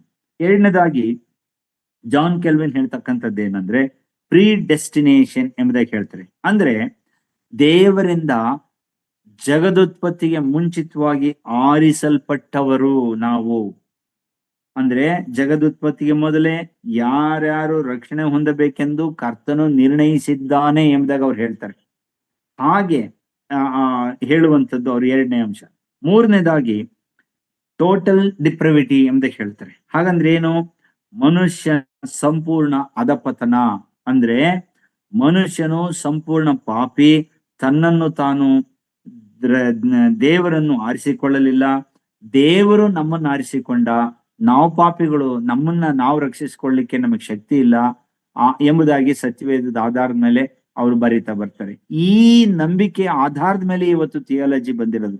ಇವತ್ತು ಎಷ್ಟೆಷ್ಟೋ ಥಿಯಾಲಜಿ ಪುಸ್ತಕ ಬರೀತಾರೆ, ಎಷ್ಟೆಷ್ಟೋ ಕಡೆ ಬೋಧನೆ ಮಾಡ್ತಾರೆ, ಆದ್ರೆ ಮೂಲತಃ ಬೇಸಿಕ್ ಬೋಧನೆ ಜಾನ್ ಕ್ಯಾಲ್ವಿನ್ ಬರೆದಂತ, ಹೇಳಿದಂತ, ನಂಬಿದ್ದಂತ ಆ ದೈವ ಶಾಸ್ತ್ರದ ಆಧಾರದ ಮೇಲೆ ಇವತ್ತು ಅನೇಕ ಪುಸ್ತಕಗಳು ಬಂದಿರೋದು. ಇವನ್ ವೈನ್ ಗ್ರೂಡೆಮ್, ಚಾರ್ಲ್ಸ್ ರೈರಿ ಅವರು ಕೂಡ ಜಾನ್ ಕ್ಯಾಲ್ವಿನಿಸಂ ಆಧಾರದ ಮೇಲೆನೆ ಅವರು ಕೂಡ ಬೋಧನೆಯನ್ನ, ಸತ್ಯವೇದದ ದೈವಶಾಸ್ತ್ರವನ್ನ ಅವ್ರು ಬರೆದಿರ್ತಕ್ಕಂಥದ್ದು. ಇವತ್ತು ನಾವು ಕೂಡ ಅನೇಕ, ಅದು ಕೆಲವೊಂದು ಬಿಟ್ಟು ಮೆಜಾರಿಟಿ ನಾವು ಅದನ್ನೇ ನಂಬಿ ಸಹೋದರ ಸಭೆಯವರು ಮುಂದೆ ಹೋಗ್ತಾ ಇದ್ದೇವೆ. ನಾಲ್ಕನೇದಾಗಿ ಅನ್ಕಂಡೀಷನಲ್ ಎಲೆಕ್ಷನ್, ಅಂದ್ರೆ ಷರತ್ತಿಲ್ಲದ ದೇವರ ಆರಿಸಿಕೊಳ್ಳುವಿಕೆ. ಅಂದ್ರೆ ದೇವರು ತನ್ನ ಚಿತ್ತದಂತೆ ಆರಿಸಿಕೊಳ್ಳುತ್ತಾನೆ, ಅದು ಮನುಷ್ಯನ ಕ್ರಿಯೆಗಳಿಂದಾಗ್ಲಿ ದೊಡ್ಡತನದಿಂದಾಗ್ಲಿ ಅವರು ದೇವರನ್ನು ಆರಿಸಿಕೊಳ್ಳುವುದಿಲ್ಲ. ಅದು ದೇವರ ತನ್ನ ಪರಮಚಿತ್ತ, ಆತನ ಉದ್ದೇಶ ಇಂಥವರನ್ನೇ ನಾನು ಆರಿಸಿಕೊಳ್ಬೇಕೆಂಬುದಾಗಿ ಆತನ ಚಿತ್ತ ಇತ್ತು. ಹಾಗಾಗಿಯೇ ನಮ್ಮನ್ನು ಆರಿಸಿಕೊಂಡಿದ್ದಾನೆ. ಅದು ನಮ್ಮ ಒಳ್ಳೆತನದಿಂದಾಗ್ಲಿ ನಮ್ಮ ಒಂದು ಇನ್ಫ್ಲೂಯೆನ್ಸ್ ಇಂದಾಗ್ಲಿ ನಮ್ಮ ದೊಡ್ಡತನದಿಂದಾಗ್ಲಿ ಆರಿಸಿಕೊಳ್ಳಲಿಲ್ಲ ಎಂಬುದಾಗಿ ಹೇಳ್ತದೆ.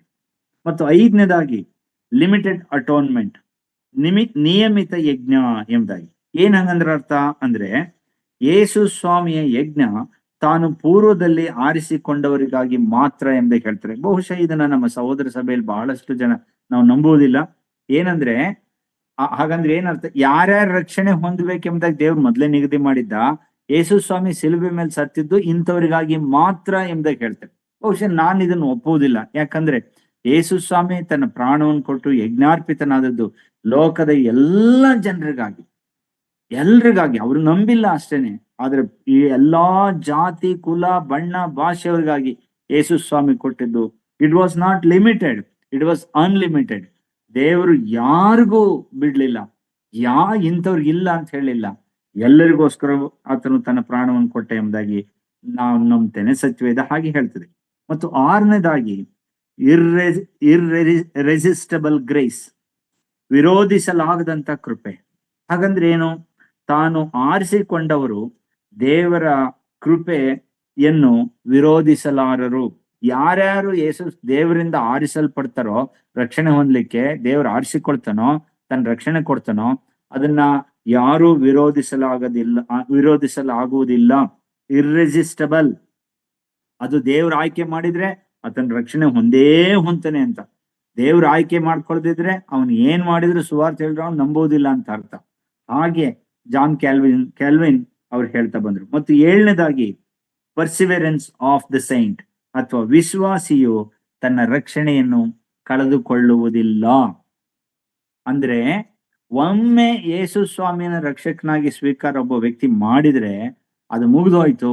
ಇನ್ನ ಅವನು ಯಾವುದೂ ಕೂಡ ಅವನ ರಕ್ಷಣೆಯನ್ನ ಕಳೆದು ಹಾಕ್ಲಿಕ್ಕೆ ಅಥವಾ ತೆಗೆದು ಹಾಕ್ಲಿಕ್ಕೆ ಅವನ ರಕ್ಷಣೆಯನ್ನು ಕಳ್ಕೊಳ್ಳುವುದಿಲ್ಲ. Once is a believer, he is a believer for ever. ಸಾಯುವ ತನಕ ಮತ್ತು ಸತ್ನಂತರದಲ್ಲೂ ಕೂಡ ಆತನ ಸ್ವಾಮಿ ಭಕ್ತನಾಗಿರ್ತಾನೆ. ಅದನ್ನು ಯಾರೂ ತೆಗಿಲಿಕ್ಕಾಗೋದಿಲ್ಲ. ಅಂದ್ರೆ ಇದು ಕೆಲವರು ಯಾಕೆ ಇದನ್ನ ಹೇಳ್ತಿದ್ದೇನೆ ಅಂದ್ರೆ, ಕ್ಯಾಲ್ವಿನ್ ಹೇಳ್ತಕ್ಕಂಥದ್ದೇನಂದ್ರೆ, ನೀನ್ ಪಾಪ ಮಾಡಿದ್ಯಾ, ಈಗ ರಕ್ಷಣೆ ಹೊರಟೋಯ್ತು, ಈಗ ಮತ್ತೆ ನೀನ್ ರಕ್ಷಣೆ ಹೊಂದ್ಬೇಕು. ನೀನೇನಾರು ಅನ್ಯಾಯ ಮಾಡಿದ, ಈಗ ಆಯ್ತು, ಈಗ ರಕ್ಷಣೆಯಿಂದ ಕಳೆದೋಯ್ತು, ಮತ್ ನೀನ್ ರಕ್ಷಣೆ ಹೊಂದ್ಬೇಕು. ಇದು ರಕ್ಷಣೆ ಶಾಶ್ವತ ಅಲ್ಲ ಎಂಬುದಾಗಿ ಹೇಳ್ತಕ್ಕಂಥವ್ರು ಅನೇಕರು ಇದ್ದಾರೆ. ಆದ್ರೆ ಸತ್ಯವೇದ ಹಾಗೆ ಹೇಳುವುದಿಲ್ಲ. ನಮ್ಮ ಮೂಲ ಬೋಧನೆ ಜಾನ್ ಕ್ಯಾಲ್ವಿನಿಸಂ ಮೇಲೆ ಬಂದಿರೋದ್ರಿಂದ ಪರ್ಸಿವೇರೆನ್ಸ್ ಆಫ್ ದ ಸೈಂಟ್ ಅಂದ್ರೆ ವಿಶ್ವಾಸಿಯು ತನ್ನ ರಕ್ಷಣೆಯನ್ನ ಕಳ್ಕೊಳ್ಳುವುದಿಲ್ಲ. ಈ ಆಧಾರದ ಮೇಲೆಯೇ ಇವತ್ತು ಸಹೋದರ ಸಭೆಯ ಅಸ್ಥಿವಾರ ಬೋಧನೆ ನಿಂತಿರ್ತಕ್ಕಂಥದ್ದು. ಇವೇ ಮೂಲ ಬೋಧನೆ. ಅದಕ್ಕೆ ಟ್ವಿಲಿಪ್ ಎಂಬ ಕರೀತಾರೆ ಸತ್ಯವೇದ ಅಧ್ಯಯನ ಮಾಡ್ತಕ್ಕಂಥವ್ರು. TULIP ಅಂದ್ರೆ, TULIP ಅಂದ್ರೆ ಏನು? ಟೋಟಲ್ ಡಿಪ್ರವಿಟಿ.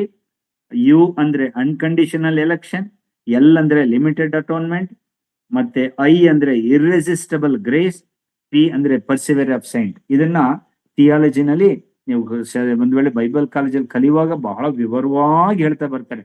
ಈ ಆಧಾರದ ಮೇಲೆ ನಮ್ಮ ಸಭೆ ಮುಂದುವರಿತಾ ಹೋಗ್ತಾ ಇದೆ, ಈ ನಂಬಿಕೆ ಮೇಲೆ ಎಂಬುದಾಗಿ. ಹಾಗೆ ಮಾರ್ಟಿನ್ ಲೂಥರ್ ಕೂಡ ಹೇಳಿದ್ರು, ನಾವು ಬಹಳಷ್ಟು ಬ್ರದರ್ ಅಂಡ್ ಅಸೆಂಬ್ಲಿ ಅವರು ನಾವು ಇದನ್ನು ನಂಬುವುದಿಲ್ಲ. ಯಾಕಂದ್ರೆ ಸತ್ಯವೇದ ಅಂದ್ರೆ ಅವರು ಬಿಲಿವರ್ ಅಲ್ಲ ಅಂತ ಹೇಳ್ತಿಲ್ಲ, ಅವ್ರ ಥಿಯಾಲಜಿನೇ ಬೇರೆ ಇತ್ತು, ಅವ್ರು ಹೇಳುವಂಥದ್ದೇ ಬೇರೆ ಇತ್ತು. ಅವ್ರು ಮಾರ್ಟಿನ್ ಲೂಥರ್ ಏನ್ ಹೇಳ್ತಾರೆ, ಅವರು ಕೂಡ 6 ಅಂಶಗಳನ್ನು ಹೇಳ್ತಾರೆ. ಒಂದೇನು? Justification by faith. ಇದು ಸತ್ಯನೇ. ನಂಬಿಕೆಯಿಂದಲೇ ನೀತಿವಂತರಾಗುತ್ತೇವೆ, ನಂಬಿಕೆ ಇಲ್ದೇನೆ ಯಾರು ನೀತಿವಂತರಾಗ್ಲಿಕ್ಕೆ ಸಾಧ್ಯ ಇಲ್ಲ, ನಮ್ಮ ಸ್ವನೀತಿಯಿಂದ ನೀತಿವಂತರಾಗ್ಲಿಕ್ಕೆ ಆಗೋದಿಲ್ಲ ಎಂಬುದಾಗಿ. 2ನೇದಾಗಿ ಏನ್ ಹೇಳ್ತಾರೆ? ಸೋಲಾ ಸ್ಕ್ರಿಪ್ಚರ ಅಂತೇಳಿ. ಅಂದ್ರೆ ಸೋಲಾ ಸ್ಕ್ರಿಪ್ಚರ್ ಅಂದ್ರೆ ದೇವರ ವಾಕ್ಯವೇ ಅಂತಿಮ, ದೇವರ ವಾಕ್ಯ ತಪ್ಪಿಲ್ಲದ್ದು, ದೇವರು ಪ್ರೇರೇಪಿಸಿದ್ದು, ಇದು ಸಂಪ್ರದಾಯ ಅಲ್ಲ. ಯಾಕೆ ಈ ಮಾತನ್ನ ಮಾರ್ಟಿನ್ ಲೂಥರ್ ಹೇಳ್ತಾರೆ ಅಂದ್ರೆ, ರೋಮನ್ ಕ್ಯಾಥಲಿಕ್ ಸಭೆಯವರು ಅವರು ಸಭೆಯಾಗಿ ಸೇರಿ ಬರುವಾಗ ದೇವರ ವಾಕ್ಯಕ್ಕಿಂತ ಹೆಚ್ಚಾಗಿ ಪೋಪ್ ಏನು ಆಜ್ಞೆ ಮಾಡ್ತಾನೋ, ಪೋಪ್ ಏನ್ ಬರವಣಿಗೆಯನ್ನು ಕಳಿಸ್ತಾನೋ ಅದನ್ನೇ ದೇವರ ವಾಕ್ಯಕ್ಕಿಂತ ಹೆಚ್ಚಾಗಿ ಜನರಿಗೆ ಬೋಧನೆ ಮಾಡಿ ಅದನ್ನ ಅನುಸರಿಸುವಂತೆ ಜನರನ್ನ ಪ್ರೇರೇಪಿಸ್ತಾ ಇದ್ರು. ಅಂತ ಸಂದರ್ಭದಲ್ಲಿ ಮಾರ್ಟಿನ್ ಲೂಥರ್ ಹೇಳಿದ್ದು, no no no no, it is not papal decree, ಇದು ಪೋಪ್ ಬರ್ದಿರ್ತಕ್ಕಂತ ಆದೇಶವಲ್ಲ, ಯೇಸು ಸ್ವಾಮಿ ಪ್ರೇರೇಪಣೆ ಮಾಡಿದಂತ ವಾಕ್ಯವೇ ಅಂತಿಮ. ವಾಕ್ಯ ಏನ್ ಹೇಳ್ತದೋ ಅದನ್ನು ಓದ್ಬೇಕು, ಅದನ್ನ ಬೋಧಿಸ್ಬೇಕು, ಅದರಂತೆ ನಡಿಬೇಕು ಹೊರತು it is not according to the decree ಅಥವಾ ಲೆಟರ್ ಆಫ್ ಪೋಪ್ನ ಬರೆದಂತ ಪತ್ರಿಕೆ ಆಧಾರದ ಮೇಲೆಲ್ಲ, ಹೊಡಿಸಿದಂತ ಆಜ್ಞೆ ಮೇಲೆಲ್ಲ ನಮ್ಮ ನಿರ್ಧಾರ ದೇವ್ರ ವಾಕ್ಯದ ಮೇಲೆ ಎಂಬ ಹೇಳಿದ್ರು. ಮತ್ ಮೂರನೇದಾಗಿ ಪ್ರೀಸ್ಟ್ಹುಡ್ ಆಫ್ ಆಲ್ ಬಿಲೀವರ್ಸ್, ಅಂದ್ರೆ ಎಲ್ಲಾ ವಿಶ್ವಾಸಿಗಳು ದೇವರ ಯಾಜಕರೇ. ಅವ್ರೆಲ್ರು ಯೇಸು ಸ್ವಾಮಿ ನಂಬಿರ್ತಕ್ಕಂಥ ಎಲ್ರು ಯಾಜಕತ್ವ, ನಾವೆಲ್ಲರೂ ದೇವರನ್ನ ಆರಾಧಿಸಬಹುದು. ಯಾಕೆ ಇದನ್ನ ಮಾತು ಹೇಳಿದ್ರು? ಅವತ್ತಿನ ಕಾಲದಲ್ಲಿ ಕ್ಯಾಥಲಿಕ್ ಸಭೆಯವರು ಯಾಜಕತ್ವ ಕೇವಲ ಪ್ರತಿಷ್ಠಿತರಾದವರಿಗೆ, ಅನಾಯಿಂಟ್ ಆದವರಿಗೆ ಮಾತ್ರ ಎಂಬುದಾಗಿ ಹೇಳ್ತಿದ್ರು. ಸಾಧಾರಣ ಅವ್ರಿಗೆ ಲೇ ಪೀಪಲ್ ಬೇರೆ, ಪ್ರೀಸ್ಟೇ ಬೇರೆ.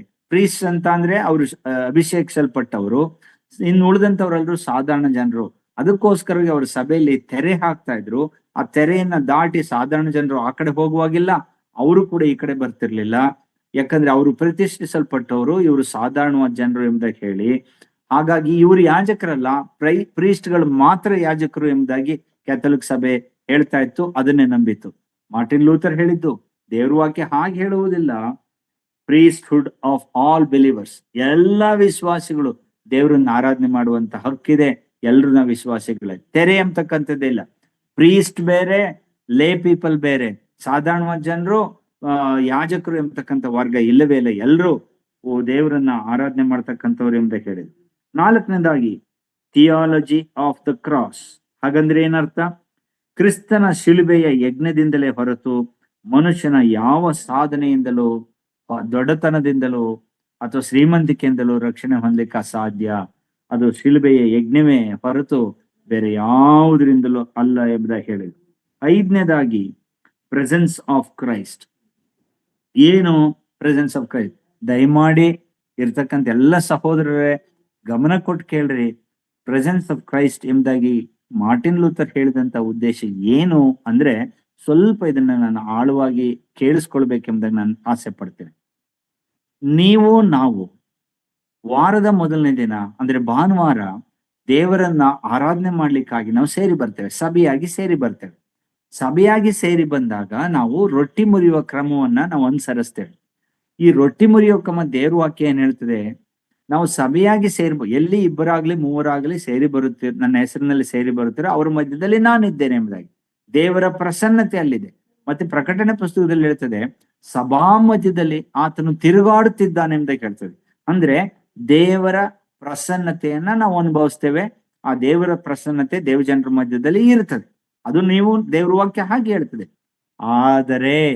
ಆದರೆ ರೋಮನ್ ಕ್ಯಾಥಲಿಕ್ ಸಭೆಯ ಬೋಧನೆ ಏನಂದ್ರೆ, ನಾವು ರೊಟ್ಟಿ ಮತ್ತು ದ್ರಾಕ್ಷಾರಸವನ್ನು ಸೇವಿಸುವಾಗ ಆ ರೊಟ್ಟಿ ಯೇಸು ಕ್ರಿಸ್ತನ ನಿಜವಾದ ದೇಹವಾಗಿ ಪರಿವರ್ತನೆಯಾಗುತ್ತದೆ.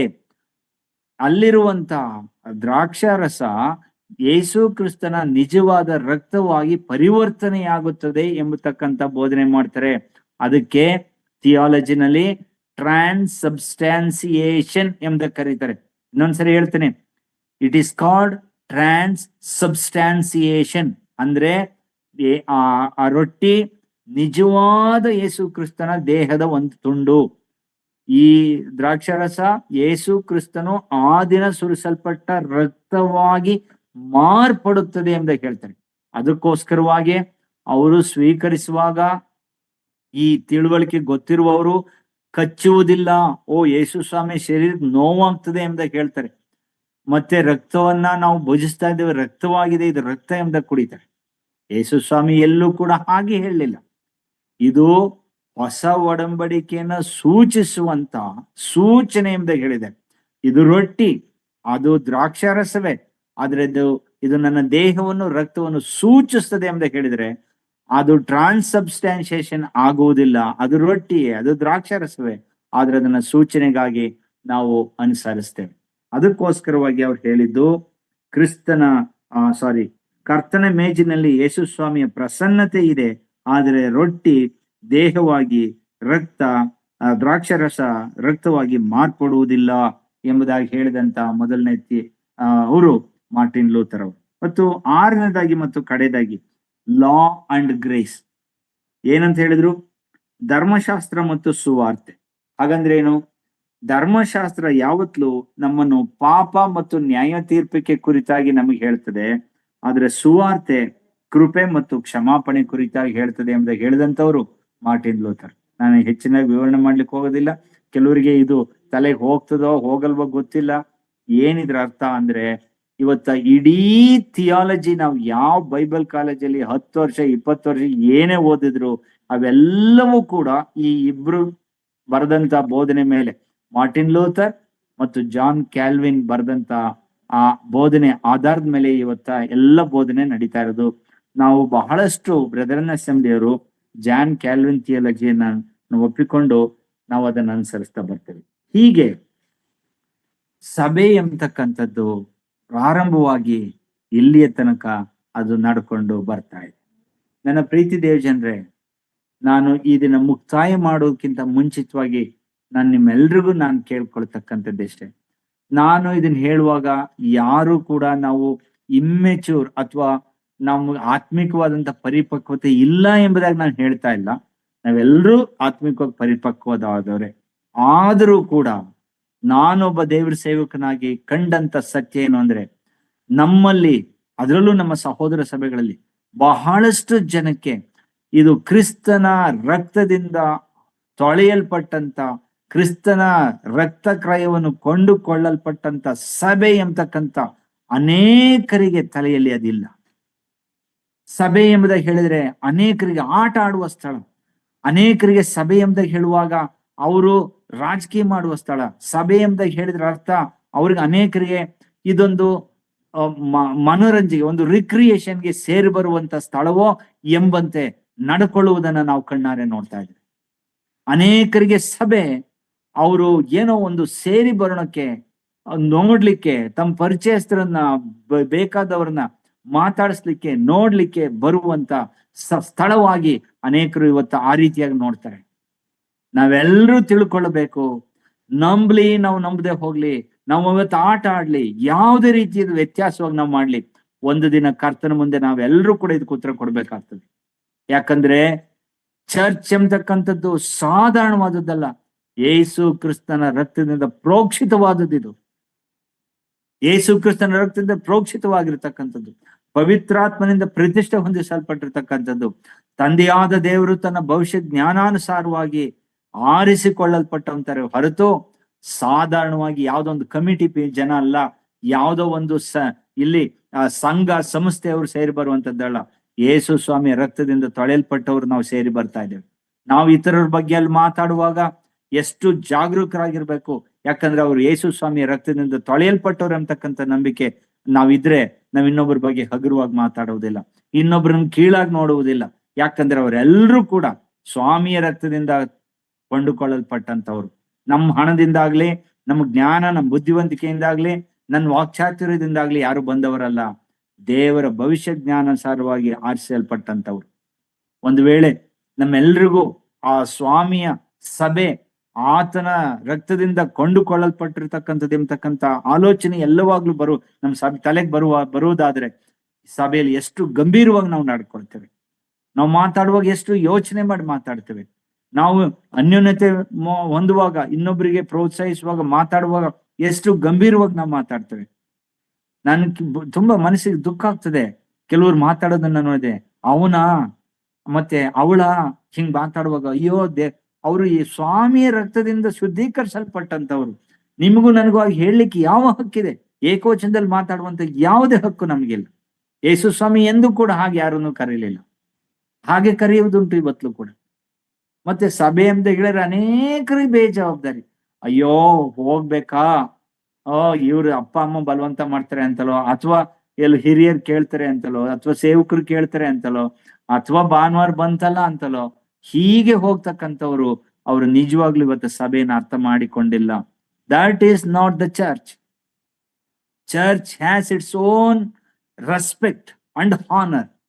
It is not like an organization. It is not society. It is not trust. It is the people who gather in the name of Christ and purchased by the blood of Jesus Christ. ಅಪೊಸ್ತಲರ ಕೃತ್ಯ 20ನೇ ಅಧ್ಯಾಯ ನಾವು 28ನೇ ವಚನದಲ್ಲಿ ಓದೋ ಪ್ರಕಾರ ಇದು ಕರ್ತನಾದಂತ ಯೇಸು ಕ್ರಿಸ್ತನ ರಕ್ತದಿಂದ ತೊಳೆಯಲ್ಪಟ್ಟದ್ದು. ಇದು ಯಾವುದೋ ಮನುಷ್ಯ ಕೂಡಿಸಿರ್ತಕ್ಕಂಥದ್ದಲ್ಲ. ಸುವಾರ್ತಿಕರು ಸುವಾರ್ತೆ ಹೇಳ್ತಾರೆ ವಿನಃ, ಆದ್ರೆ ರಕ್ಷಣೆ ಕೊಡುವವರು ಸುವಾರ್ತಿಕರಲ್ಲ. ಕರ್ತನು ಅವರ ಮಂಡಲಿಗೆ ಸೇರಿಸ್ಬೇಕು. ಸ್ವಾಮಿ ಸೇರಿಸ್ತಾ ಇದ್ದ ಎಂಬುದಾಗಿ ವಾಕ್ಯ ಓದ್ತೀವಿ. ಸ್ವಾಮಿ ಒಬ್ಬ ಮನುಷ್ಯನಿಗೆ ಪಾಪದ ಅರಿವನ್ನು ಹುಟ್ಟಿಸ್ತಾ ಹೋದ್ರೆ ನನ್ನಂತವ್ರು ಎಷ್ಟು ಸಾರಿ ಹೇಳಿದ್ರು ಕೂಡ ಅವ್ರಿಗೆ ಕನ್ವಿನ್ಸ್ ಆಗೋದಿಲ್ಲ. ದೇವರ ಆತ್ಮನು ತಾನೇ ಅವರನ್ನು ರಕ್ಷಣೆಗೆ ತರುವಂತವ್ನು. ನನ್ನ ಪ್ರಯತ್ನದಿಂದಲ್ಲ. ನಾನು ಕೆಲವು ಕಡೆ ಬೇರೆ ಸಭೆಯವ್ರು ಕೆಲವ್ರು ಹೇಳದ್ ನಾನು ಕೇಳಿದ್ದೀನಿ. ನನ್ನ ಆತ್ಮ, ಒಬ್ರು ಹೀಗೆ ಹೇಳ್ತಿದ್ರು, ನನ್ನ ಆತ್ಮನ ಅವ್ರು ಕದ್ದುಕೊಂಡು ಹೋದ್ರು ಅಂತ. ನನ್ನ ಆತ್ಮವನ್ನು ಕದ್ದುಕೊಂಡು ಹೋದ್ರು. ನನಗೆ ನಿಮ್ಮ ಆತ್ಮ ನಿಮ್ಮ ಹತ್ರ ಇದೆಯಲ್ಲ ಅಂದೆ. ಇಲ್ಲ ಇಲ್ಲ, ಹಂಗಂದ್ರೆ ಹೇಳಿದ್ರ ನಮ್ಮ ವಿಶ್ವಾಸಿಗಳನ್ನ ಕರ್ಕೊಂಡು ಹೋದ್ರು. ನಿಮ್ಮ ವಿಶ್ವಾಸಿಗಳ ಅಂತ ಕೇಳಿದೆ. ಹೌದು, ನಮ್ಮ ವಿಶ್ವಾಸಿಗಳು ಅಂತ ಹೇಳ್ತಾರೆ. ಯಾರ ವಿಶ್ವಾಸಿಗಳು ನಾವು? We are not the believers of any man, any person. We are the believers of Jesus Christ, the sovereign god, the sacrifice god ಎಂಬತಕ್ಕಂಥ ಅಂಶವನ್ನ ಒತ್ತಿ ಹೇಳಲಿಕ್ಕೆ ನಾನು ಇಷ್ಟಪಡ್ತೇನೆ. ಹಾಗಿರುವುದರಿಂದ ನಾವು ಈ ದಿನ ನಾವು ಸಭೆ ಕುರಿತಾಗಿ ಪ್ರಾರಂಭ ಮಾಡಿರುವಾಗ ಪ್ರಮುಖವಾಗಿ ತಿಳ್ಕೊಳ್ಬೇಕಾದದ್ದು, ಯೇಸು ಕ್ರಿಸ್ತನ ರಕ್ತದಿಂದ ಪ್ರೋಕ್ಷಿತರಾದವರು, ಪವಿತ್ರಾತ್ಮನಿಂದ ಪ್ರತಿಷ್ಠಿಸಲ್ಪಟ್ಟವರು, ಆತನ ಭವಿಷ್ಯ ಜ್ಞಾನಾನುಸಾರವಾಗಿ ಆರಿಸಿಕೊಳ್ಳಲ್ಪಟ್ಟಂತವರು, ಯೇಸು ಸ್ವಾಮಿಯ ರಕ್ತದಿಂದ ಕೊಂಡುಕೊಳ್ಳಲ್ಪಟ್ಟವರು ಎಂಬುದನ್ನ ನೆನಪಿನಲ್ಲಿಟ್ಟುಕೊಳ್ಳುವಾಗ ನಮ್ಮ ಹೃದಯದಲ್ಲಿ ಒಂದು ದೊಡ್ಡ ಗೌರವ, ಒಂದು ಸಮಾಧಾನ, ಒಂದು ಮಾನ್ಯತೆ, ಭಯ, ಭಕ್ತಿ, ಗೌರವ ಉಂಟಾಗುತ್ತದೆ. ಹಾಗೆ ಕರ್ತನು ಸಹಾಯ ಮಾಡಲಿ. ನಾವು ಮುಂದಿನ ದಿನಗಳಲ್ಲಿ ಬೇರೆ ಬೇರೆ ವಿಚಾರಗಳನ್ನು ನಾವು ನೋಡ್ಲಿಕ್ಕೆ ಹೋಗುವ. ತುಂಬಾ ಮುಂದೆ ಇಂಟ್ರೆಸ್ಟ್ ಆಗಿದೆ. ಈ ಪ್ರಾರಂಭದಲ್ಲಿ ಸ್ವಲ್ಪ ನಿಮಗೆ ಕೆಲವರಿಗೆ ಅದೊಂದು ಅಷ್ಟೊಂದು ಇಂಟ್ರೆಸ್ಟ್ ಆಗಿ ಇರುವುದಿಲ್ಲ.